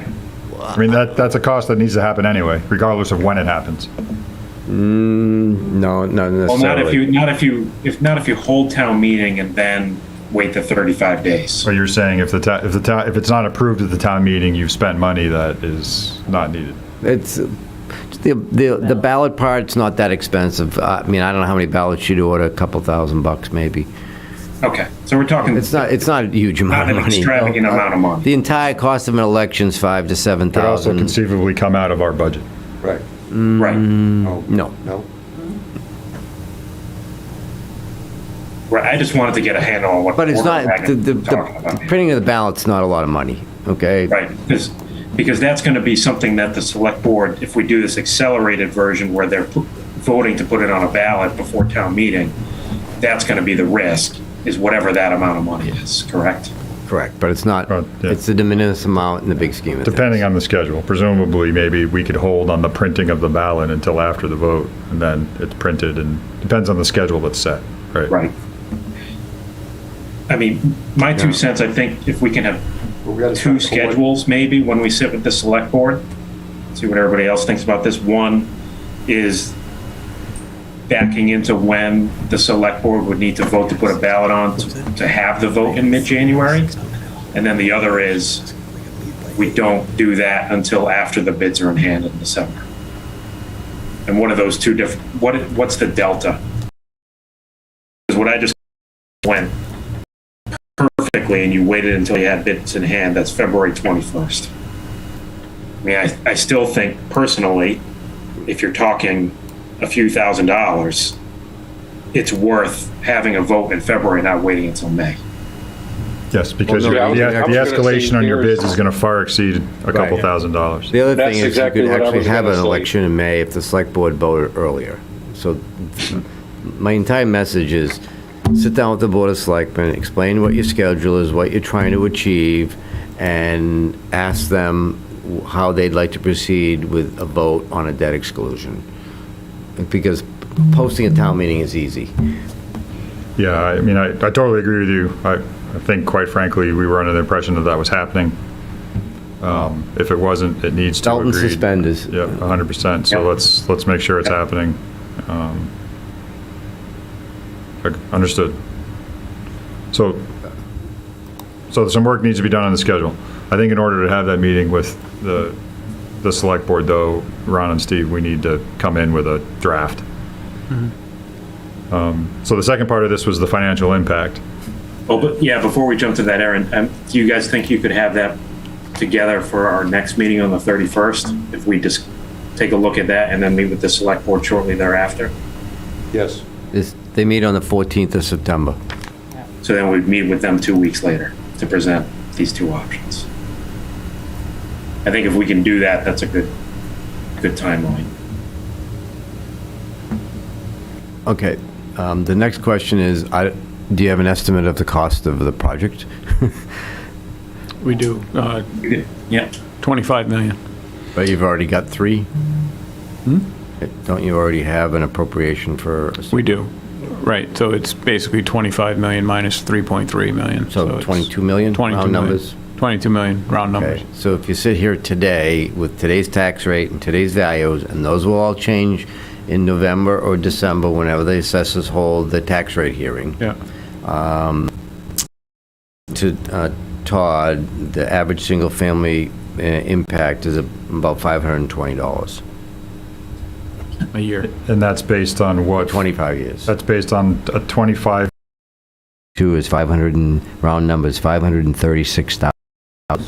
and that will change. So the issue is that, when they're about to set the tax rate, get all this information from the assessors. Todd can get it, plug in the number, and give you an up-to-date estimate for year one. Obviously, it's 25 years, and So it's a 25-year flat rate bond? that's what he plugged in. Right, and that was at a 5%, That's an assumption of 5% interest. and based on 22 million. Correct.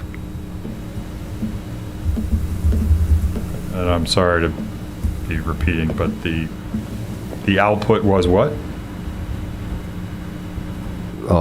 The cost, The cost to the taxpayer was what? $520 for the average single-family bill, 520 what? $520 a year. For 25 years. Correct. Thank you.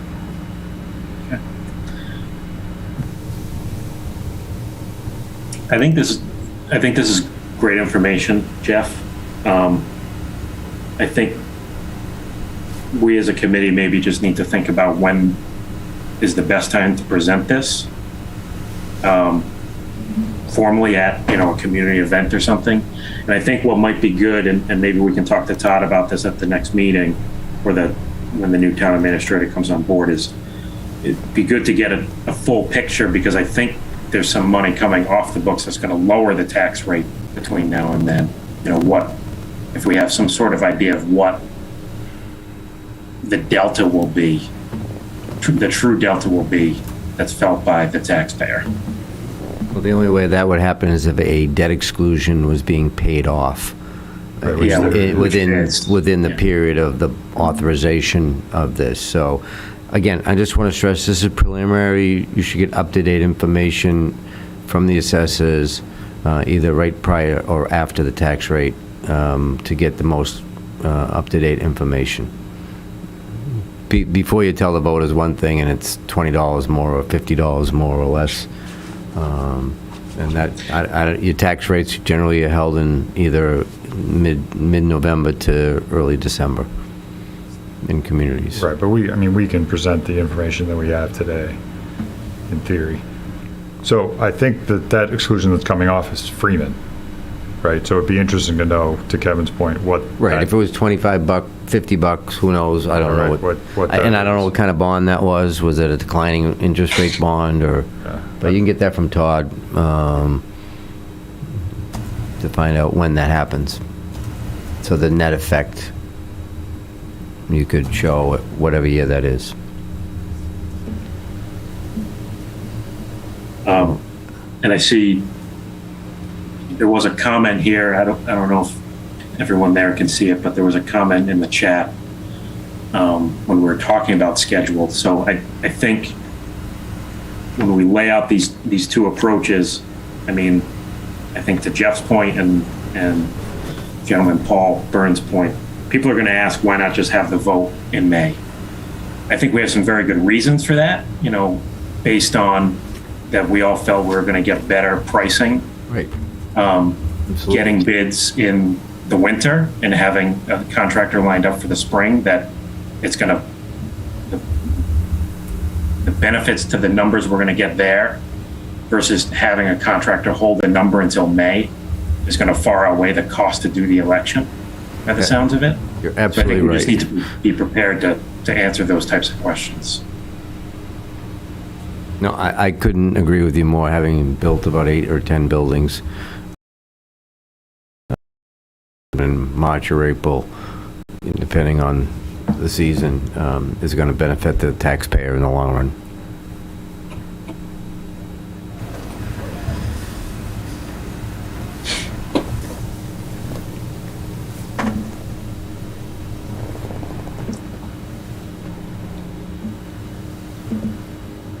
Okay.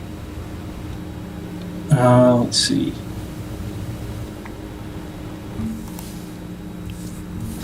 So the next item is, well, I guess, did anybody have anything else that they wanted to discuss there? This is Donna. This is Donna.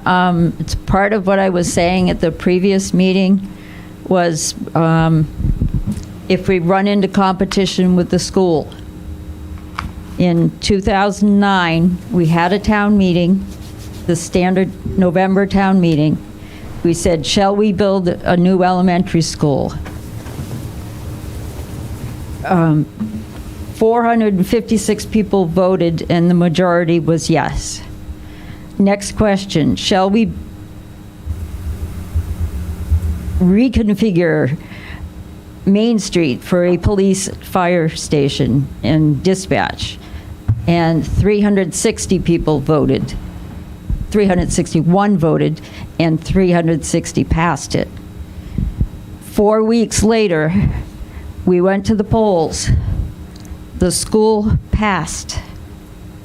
The fire station failed. The public safety building failed by 30 votes. And Jeff may not know this, but the town's habit for voters at a town meeting is to vote for school money. They may bring it up for a second vote, and then the school supporters walk out. And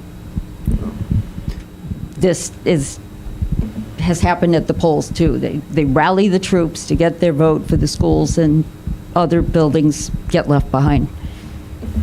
Well, just to respond, I think you have an overwhelming argument in favor of the fire station. Number two, as of 6 o'clock tonight, or 5 o'clock, the first time the school intends to go to any town meeting is the fall of 2023, and that might be for design development. They don't know what's going on with SBA, so this should be a standalone issue from what the information I have as of today. So. Yeah, I was going to bring that up too. But I mean, quite frankly, your timing is still, regardless of the school issue, your timing to get this out the door makes perfect sense in January, and get a vote and get going. Okay, so we'll work on that schedule, and we'll send something off to everybody. Okay. Come up with a strategy, and then get on the agenda for the select board meeting. First one after the summer break. Okay. Okay. Thank you. Yeah. Thank you. Thank you.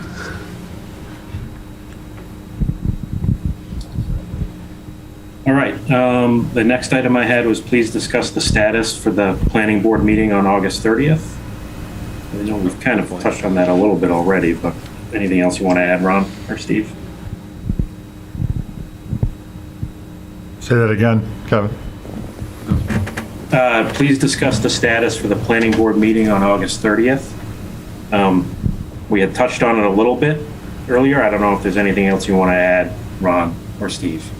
I think we're all set for the 30th. We had an informal meeting with Rich McCarthy, went over some of the comments that he had asked us to respond to, and so we're going to respond to that this week, and we're good for the 30th. Knock on wood.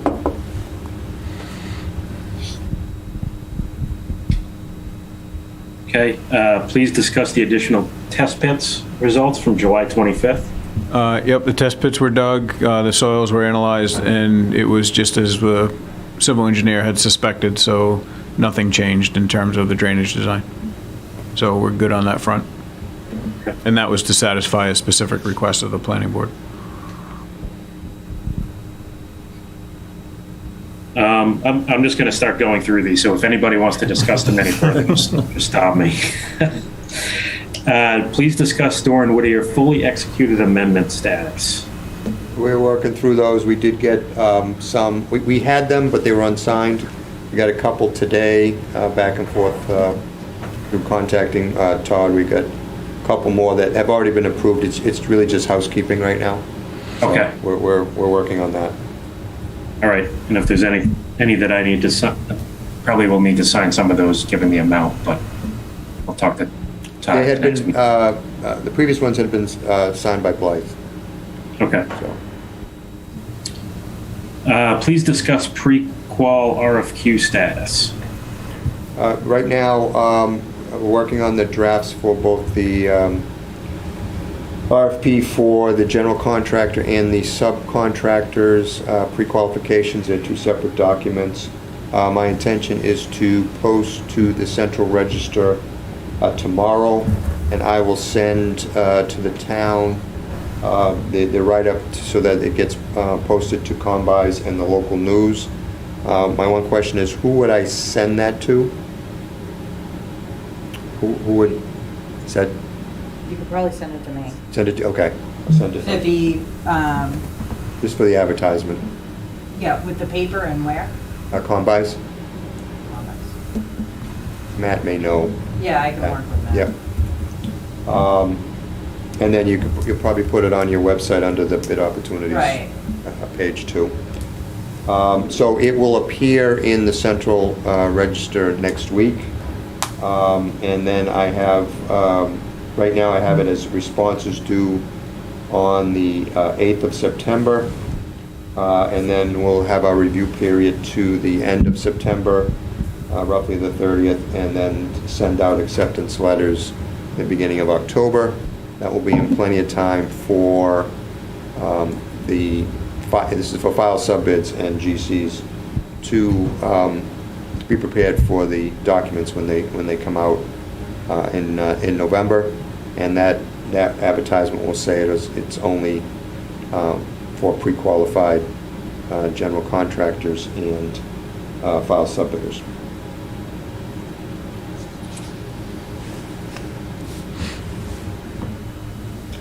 And what I'm going, we had discussed previously, I'm going to ask for 2 hard copies and then a digital thumb drive, and we'll put everything up on either a website or I'll send everything out individually. We can figure out how we distribute to the, well, really to Kevin and Justin and Yeah. Ron. It's initially coming to Justin and I, right? Correct. And like I said, we'll put the matrices together and go through a lot of it through Vertex. So we should, and we also have set up an email specific for the pre-qualifications for any kind of questions that the potential proposers may have if we have to put out an addenda.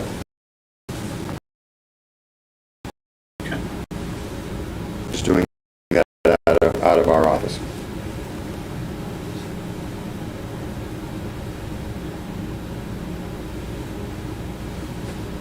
Okay. Questions? Anything else on that, Steve? That's it on that. Okay. Please discuss audio-visual meeting on August 24th.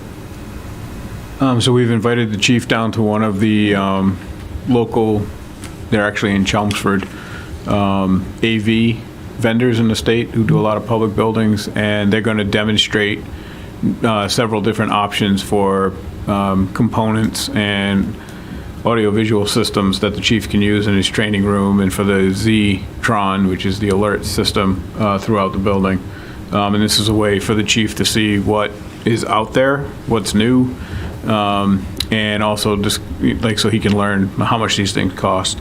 Again, it's another opportunity to make sure we're getting just what we need in terms of the audiovisual systems, and for him to be able to see exactly what it is they're getting, and he may bring some of the firefighters with him. No idea. Okay. Please discuss video talking points. This was last meeting, Donna Jones had offered to make a video. I think we were thinking it would be myself, the chief, and Ron involved. Donna, I think you had offered to maybe storyboard a little bit of talking points that you thought should be touched on. I don't know if you've made any headway on that, or if you want to punt this to a meeting where both the chief and I are there and we can talk about it. Maybe I'll write it up and send it to Kevin and the chief. Looked at the website, there's 21 questions that are posted there, and that could be the summary. Sure. just, it took me a while to dig and dig to find the display boards. I think the point of what's it going to look like? What have you cut out? What's normally in a fire station? What have you cut out? Where's the savings been? And what happened to the money from the previous vote? Are going to be the major highlights, but. Okay. I would add that it might be worth going through the introductions from our last public meeting too, and taking some talking points from that, or at least making sure we're being consistent with the information that we're presenting.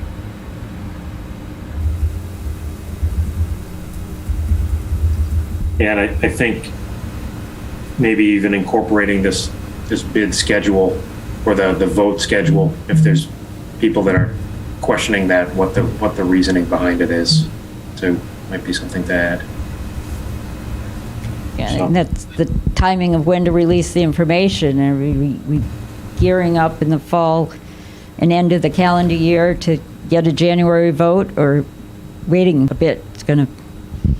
It'd be nice if I had a piece of paper that I could say to somebody, hey, be aware this is coming. But maybe informing too soon is not going to help. All right, so yeah, if you want to jot down a few ideas, Donna, or I can send something to you and the chief that kind of touches on a few of these, and maybe we can talk after the next meeting about when we want to put something together. Works for me. Okay.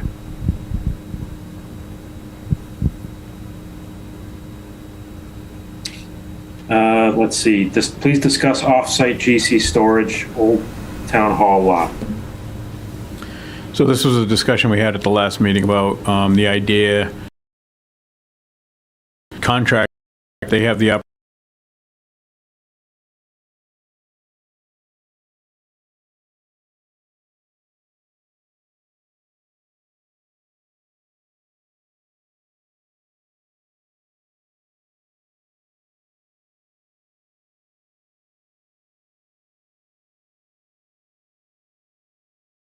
Old Town Hall.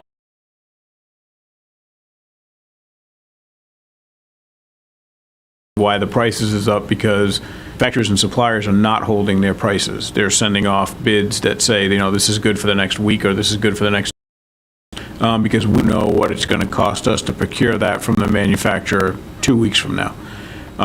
So one way to avoid any kind of padding of the bid numbers in order so contractors can protect themselves from these kinds of unknown price increases is to essentially tell the contractor in the contract that they have the ability to procure everything right away. The example we used at the last meeting was a contractor will typically not purchase their light fixtures until well after the building is already built. A lot of these light fixtures have parts and pieces that come from overseas.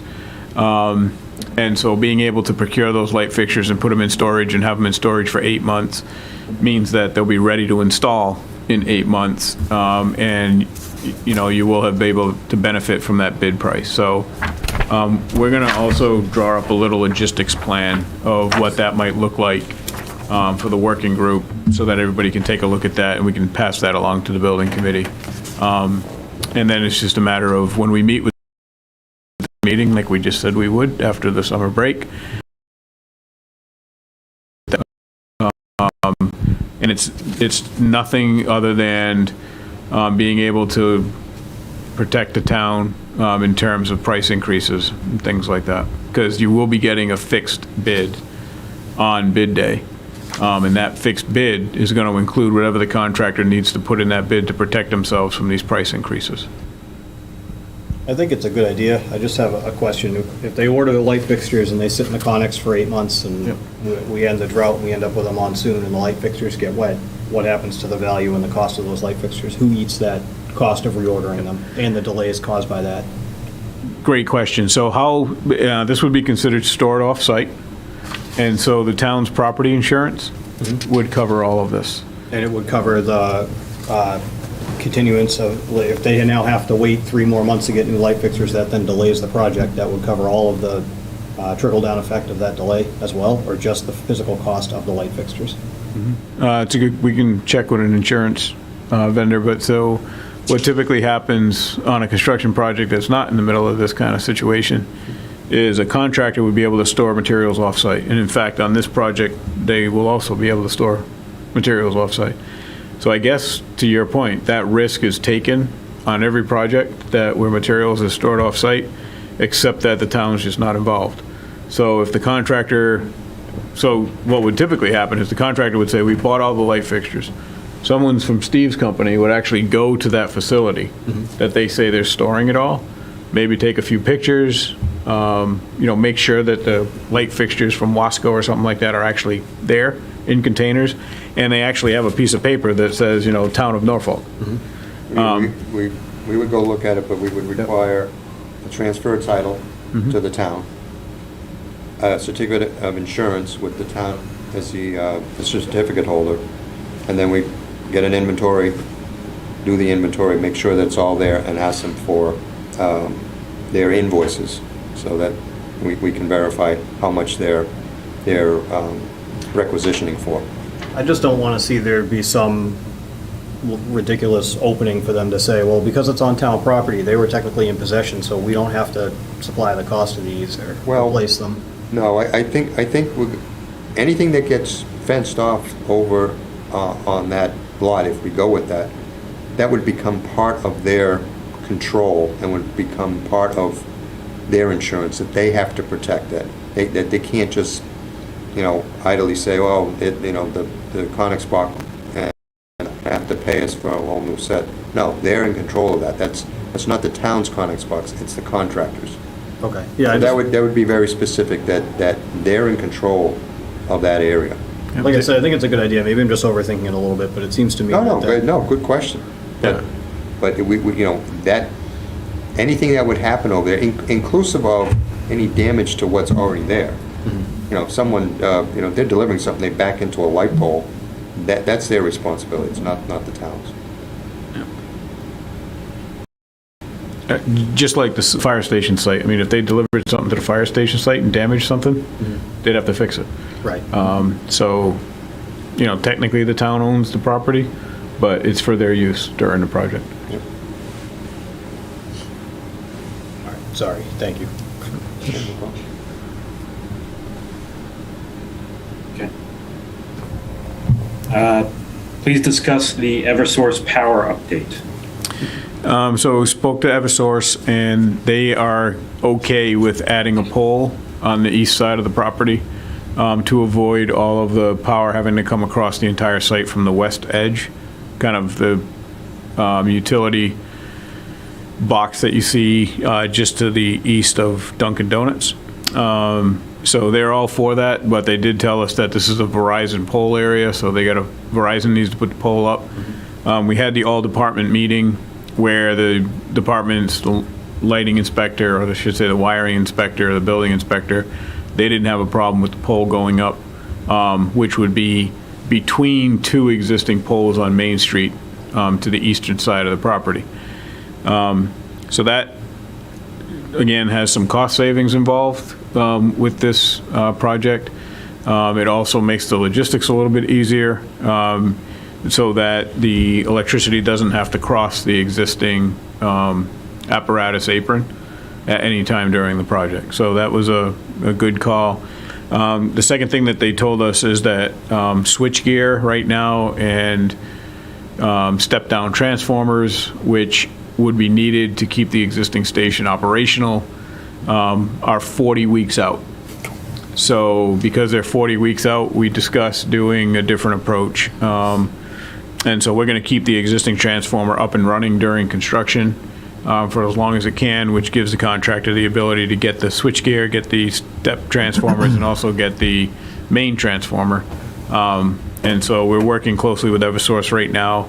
The good news is, because we started with these kinds of conversations of logistics, they sized the transformer for us today. And I saw how long it takes them to actually do that. It was during the time of the call. And so we've got the work order in place. We're talking to them about procuring some things and the logistics, and our next call will be to Verizon to see what it takes to get a pole put in. And a lot of this stuff, again, it's all dependent on the vote passing, but we want to have everything completely lined up so that when the vote passes, knock on wood, we're ready to go with the utility company as well as the contractor. I remember when we built our house in 2016, we had weeks-long delays waiting on Verizon to install one telephone pole. Yep. So, And there needs to be a hearing with the select board and everything. There's a whole process to having a pole installed, so I can work with you guys on that too. Yep. Because Verizon will submit for approval to put the pole in. Right. Yeah. Right. So, as we said, we're trying to start the process now so that by the time February comes along, we're good. And then the logistics of keeping the existing transformer in space even gives us more time to get that to happen. So, we just didn't want to wait and start this process in January or February. might be a telephone pole shortage. Because there could be a telephone pole shortage. That's exactly right. Didn't even think of that.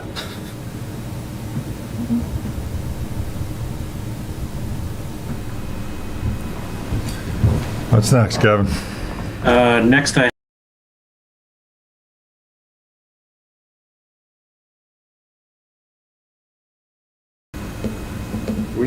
We discussed this previously. 52-week lead time now and more in some cases. You know, we always go back to the generator item because it's an easy one, and you know, if you put out a project that's got a 12-month duration and they can't get the materials for 12 months, then you're putting on an impossible schedule. So the idea is, okay, if we think it's going to be a 16-month construction period, then we probably want to have the contract duration 18 months. It doesn't mean that they come on site for 18 months, because that way we're going to end up incurring additional general conditions both from the contractor but also for construction administration if they're starting. So we put in the documents that your contract duration is 18 months. However, you will mobilize after the second month, and we're giving you essentially a 2-month, maybe it's 3 months. We got to really tie that down, but let's say a 2-month procurement, submittal and procurement period. And that's something that we've been talking about on our other projects too that are in design. Just because of, we don't see things lessening in lead time at this point. We're actually seeing things go farther out. So, I don't know if this, we're just bringing it up for any kind of other comment, any ideas that you may have, but that's sort of the direction that we're heading with the contract duration. I mean, if it helps us get favorable bids, I think that's something we definitely should do. Well, you know, what will happen is if we put something out that said, you know, you got to be substantially complete in 12 months, we'd be getting pre-bid RFIs immediately saying your schedule is off, or we would just lose bidders because they would say, well, I'm not bidding it because I can't meet it. So we know the situation. We just gotta head it off. As a for instance, right now, generators are 52 weeks out. So Right, but- if somebody but the- gives a bid tomorrow, they can't get the generator on site for 52 weeks. Well, I should say 52 weeks after they sign the PO. So they've got all the approvals, all the submittals are in, then they sign it, it's 52 weeks. So that was one of the items that Steve shared with the working group, which makes a difference in our case, because we need the generator. Yeah. Right, but I mean, what's this leading to? I mean, like, there's going to be a couple months extended on what we initially talked about for the construction period because of procurement periods? Correct, yes. Yeah. I mean, again, doesn't really affect the fire department. They're still in their home now. You know, they have a place to go or a place to stay until the building's done.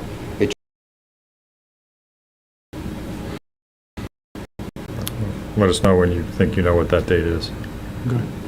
But again, we don't want, the key to it is we gotta have the language in there that doesn't allow the contractor to say, hey, I'm starting that first day and I'm taking 18 months on site. No. Well, I agree with you and I hear you. Quite frankly, the first moment we have town when the fire station is going to be done. So let's get the right date and commit to it. And Yeah, I mean, yeah, we're still trying to control our costs too. Okay. Understood. That's all I have on that. All right, let's not I think that's a good point, Aaron. So that was, I had listed here. We did get one other question that I think it came up when we were talking about Eversource. That Brian Beachkowski asked, we just leased out the police station parking lot and roof for solar panels. Is there a plan to do that as part of the design rather than retrofitting something later? Unless I'm misunderstanding the question, we're already designing the roof for solar. I don't know if there's something else that might need to be retrofitted around. Yeah, I think what he might be mentioning is we just need to make sure we have space in the electric room for the inverters that'll get added in. So if you purchase a power purchase agreement from someone like Revision Energy, they would need space for their inverters. They would need conduit run to the roof, which we're providing. So what we will do as part of this is if the town knows, like for instance, if they're working with Revision or another entity and they know what they want to do, we'd be happy to just meet with them, make sure we've got the conduits in place. I think that's what he means by retrofit, because if we don't do that, then when the solar company shows up and puts the solar on the roof, they're going to run the conduit from point A to point B, the easiest way it's going to get there. So, which means they're going to run it over the roof, down the walls, and in a window, something along those lines. But we just want to make sure we get the infrastructure in place. And I think it's worth clarifying that the building is intended to be solar ready. I think we haven't closed the door on solar panels, but they're still out there. But I just want to clarify, the police station is pursuing solar panels as an installation over the parking lot, not on the roof. Right. I just want to clarify, I don't think we would pursue solar panels over the parking lot because a good portion of the parking lot is in front of the building. So the solar panel consideration for the fire station is the roof of the fire station. All right.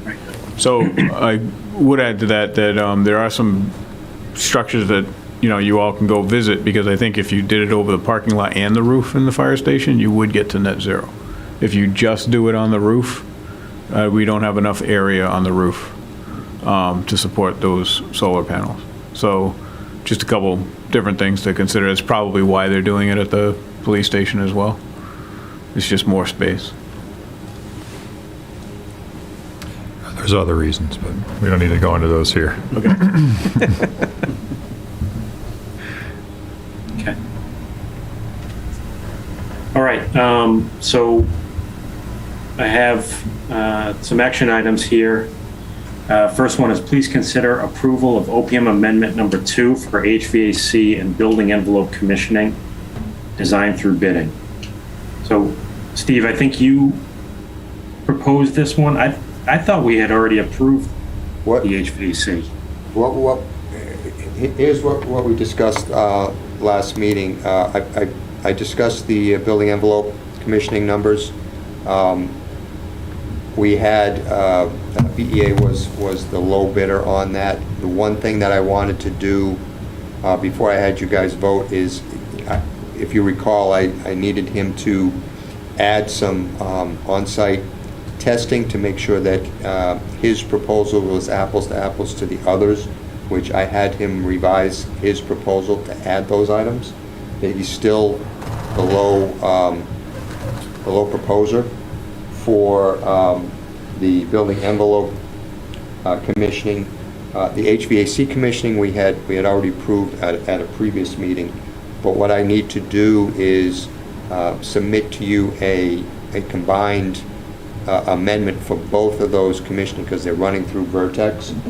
And the one thing that I'm going to do is, it really can't submit an amendment during construction. So I'm only issuing contracts to the commissioning agents for design through bidding. So in regard to the building envelope, BEA came in, and their low number was 65.5, which was actually lower than I had anticipated when we discussed this at the last meeting. And then there's the Vertex markup.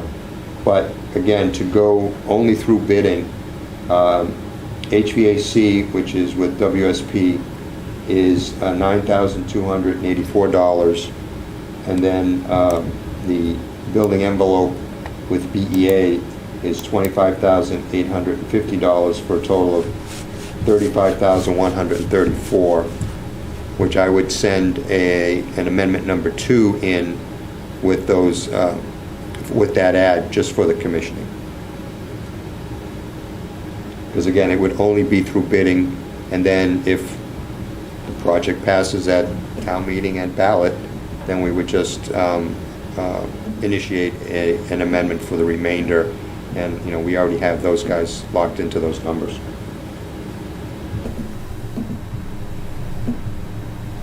So That makes sense, Kevin? yeah, I'm just trying to figure out what we're taking action on, because I thought we had already approved both previously. Maybe not, maybe the document is not signed. We did the HVAC, but we didn't on the building envelope. So, and I just wanted to give you the final numbers. And the final number for the building envelope is $25,850, Yeah, designed through bidding only. and that was Gale Associates, right? BEA, BEA? yes.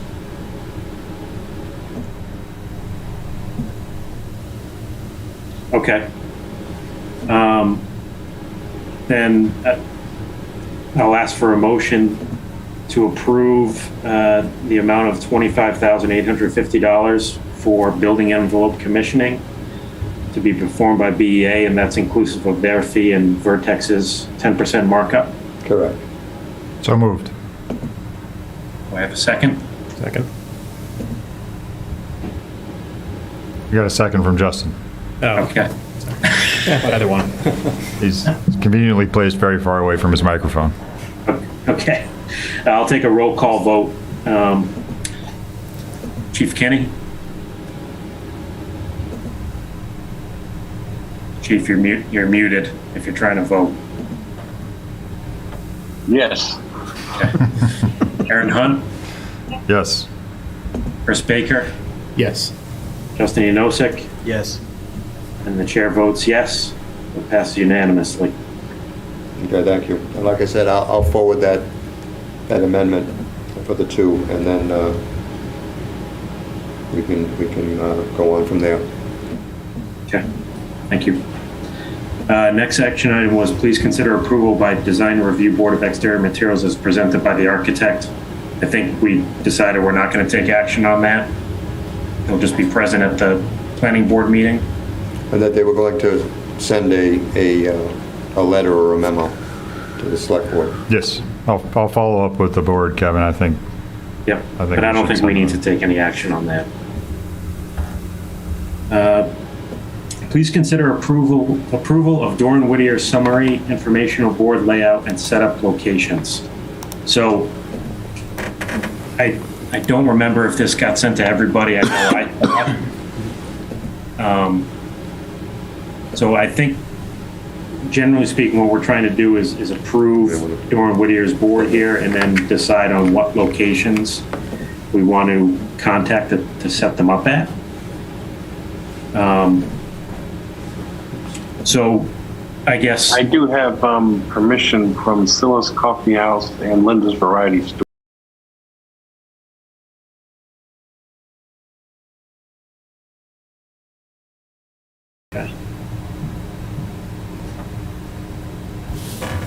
I guess, do we want to take action on this tonight, or do people want to take a look at this and provide any comments before we formally approve it? Why don't I do this? I'll make sure everybody gets a copy of this, right? So we've already sent it out, so maybe they get distributed. And then this was offered as an alternative, so this is like option 1, I guess. And this is, option 2. Because I think there was discussion, and Aaron has put this together.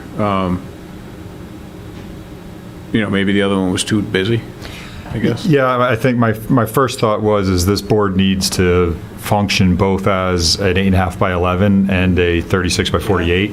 So I thought simplifying it might help. I thought, that the whole goal of getting people to go to the website was to have the information there. So I thought was to simplify it. So that's what I threw this together as a option. Yeah. And, maybe we can get comments on both boards from everybody and come up with one that, as Aaron said, works on 8.5 by 11 as well as a big display board. And just, to nitpick, because I sat here and stared at it for 45 minutes, I think we should say a new station on the existing site. But Yeah. I think that'd be good. So why don't we do this, instead of taking action on this tonight, why don't we, at our next meeting, we'll approve the board, unless we want to just select one tonight. And maybe the other thing we should talk about tonight is let's make the list of where we want to place these boards between now and August 31st. We can split up, around.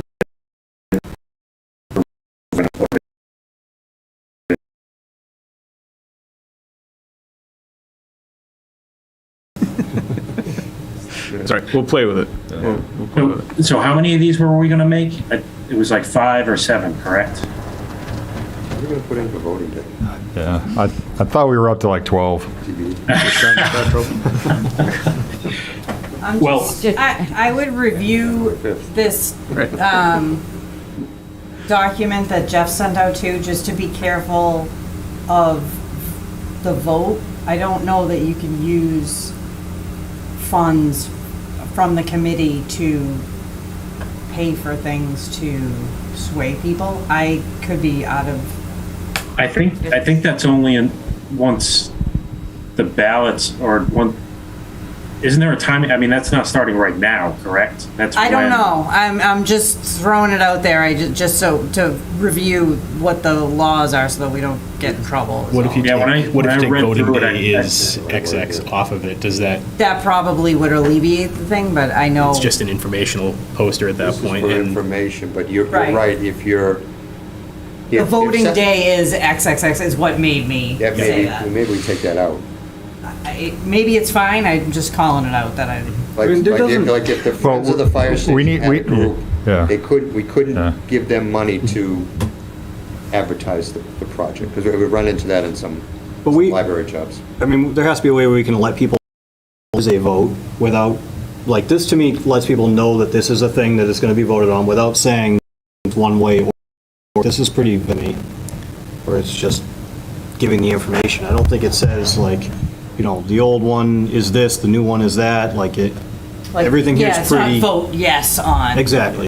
It's worth clarifying. Exactly. That's with Jeff and Todd and probably council, so. Yeah, and it may be that this is totally fine, but you have to take it down by December 22nd. I don't know. What? Yeah, it's worth asking the questions, so. Sure, we'll send this around. Donna has a question. A select board mentioned, like, if you are at the fire station and you look across the street, you just go through the next image or two, there's white blocks across the street. Yeah. Is there any chance of removing those or getting the actual? Yeah, you're talking about these. Yeah, the Yeah. upper left.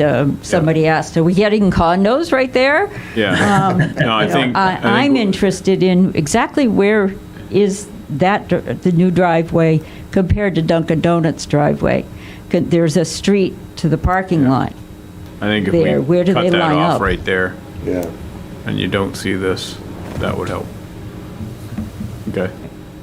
And then, to that point, when they bring them to the site, we could have a site plan, and we can expand that site plan a little bit to show the two houses and Dunkin' Donuts and the curb cuts. Because I think that's what the question was, right? Yeah, we could do that. I mean, this is just a perspective to show the solar-ready roof. We'll get rid of the boxcars, and we will put a site plan together that we can post on the website. Fire station looks Thank like, fire truck looks like it's red, too. No, that's black. Is it black? Yeah. That's a red pickup truck that we don't know. And we could draw in a solar canopy. Yeah. Apparently a bigger one than we need, so. Okay. My comment. All right. All right, so what I had down on the list, and I don't think I was doing a great job of jotting these all down last time, but the library and the senior center were two other locations we talked about putting this board up. What were the others?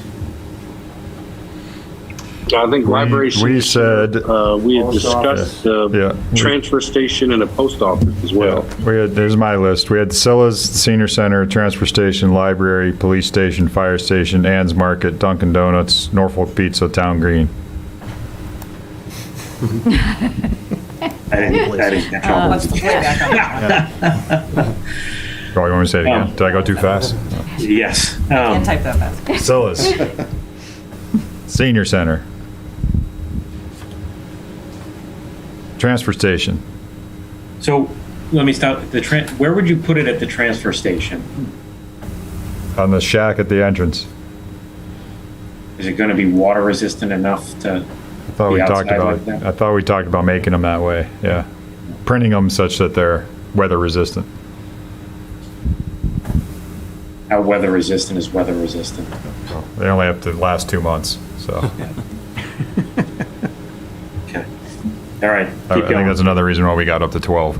Category 4 boards. Library, Impact resistant. police station, fire station, Ann's Market, Dunkin' Donuts, Norfolk Pizza, and the Town Green, NCTV, NCTV. I think, whether it's a board or 11 by 17. yeah, I think Chief has mentioned that he's already gotten a few approvals from a few to, So he's talked to Silla's and Linda's already. Linda's or Ann's? I he thought he talked said to Linda's Linda's, Linda's was not on my list. Okay. It is now. It's right next to the pizza. Linda's is the one I've talked to and gotten permission. Linda's Variety and Silla's. I mean, it's probably not necessary. If we're putting in Linda's Variety, it's probably not necessary to put in Norfolk Pizza as well. They're right next to each other. Right. I don't know.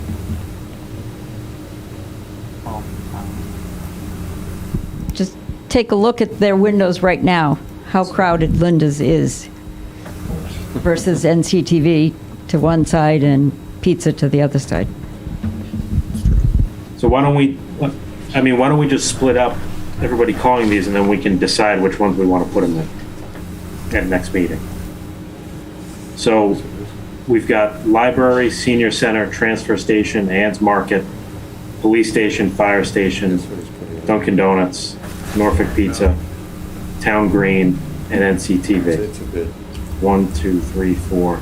I'm not going to count the police station and fire station. I'm assuming the chief can call those. 1, 2, 3, 4, 5, 6, 7.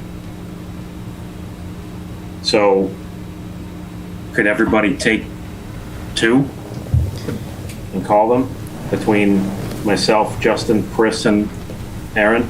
We're looking to have this by the next meeting. At least a phone call that and know that they're willing to take it. I hate to do it to you, but I'm going to be on vacation almost all the way to next meeting. So I will not have availability to start making phone calls between now and then. Okay. We split up the 7 between the 3 of us then. Yeah, I mean, I guess I can take Ann's and Nick's Pizza and whatever the leftover is. So, yeah, I'm just gonna do it in the order that I had them. So I'll call the library, the senior center, and the transfer station. So if you want to do, you said Ann's, Norfolk Pizza, and I have Town Green. I honestly don't know who we would talk to for that. Is that the select board? That's me. It's Amanda. I'll ask myself. All right, so what And are put it you on the asking about select that board. one? I don't know if, just, you need to get approval for events. I don't know that you need approval. Well, I don't want to say that aloud. Yes, you do. Don't everybody go sticking stuff up there. For a sign, I guess you would, so I'll put it on the select board agenda. Okay. Amanda, I was suggesting that if Small Business Day is happening, that the fire station project be present there. Somebody is with it, with the display boards, I think that's and a not, great idea. not putting a banner that you can see as you drive on the street, but it's like, That may be a separate discussion, but yes, I would talk to. if there's a beer garden, if there's, Yeah, if you wanted to add a booth or something like that, we could. I think the chief said he was planning on having the Sorry. crew go up there with the boards, so. That sounds great. you think, do that without getting permission. The event already has permission from the select board, so I would contact the people that are running Discovery Day, but I can, help with that too. I'm assuming, or maybe the chief's already talked to them, but we'll figure that out, so that. All right. So, yeah, Justin, can you take Ann's Market and Norfolk Pizza? Yes. And then, Aaron, if you can take Dunkin' Donuts and NCTV. And then, Chief, if you do the police station, fire station. Got NCTV covered. We're good. All right. Well, did you have NCTV and Dunkin' Donuts? I did. Okay. I gotta go to Dunkin'. Use the drive-through.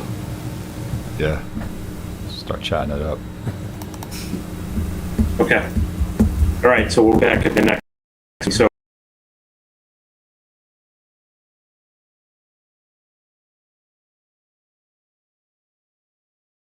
Yep, you can do that, yes. So last item was approval of minutes. I don't know if any minutes got distributed, Amanda, before this. I got them today. I didn't have any. Yeah, time, I'm sorry. it was too late, so no, there's no meeting minutes for approval tonight. Okay, so we're gonna kick the last 2 action items to next meeting, Amanda.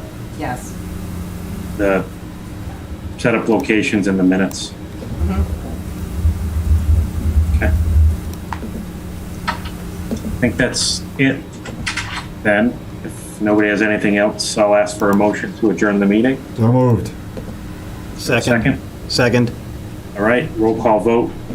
Chief? Aaron Kinney?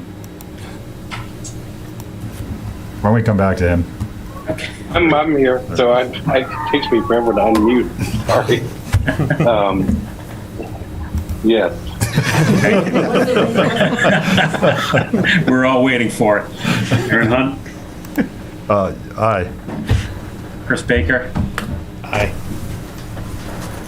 You say yes? Sorry. Aye. Yes. Not close enough. Nothing Yanosik? Yes. Chair votes yes. All right. Meeting is adjourned. Thank you, everyone. Thank you. Thank you.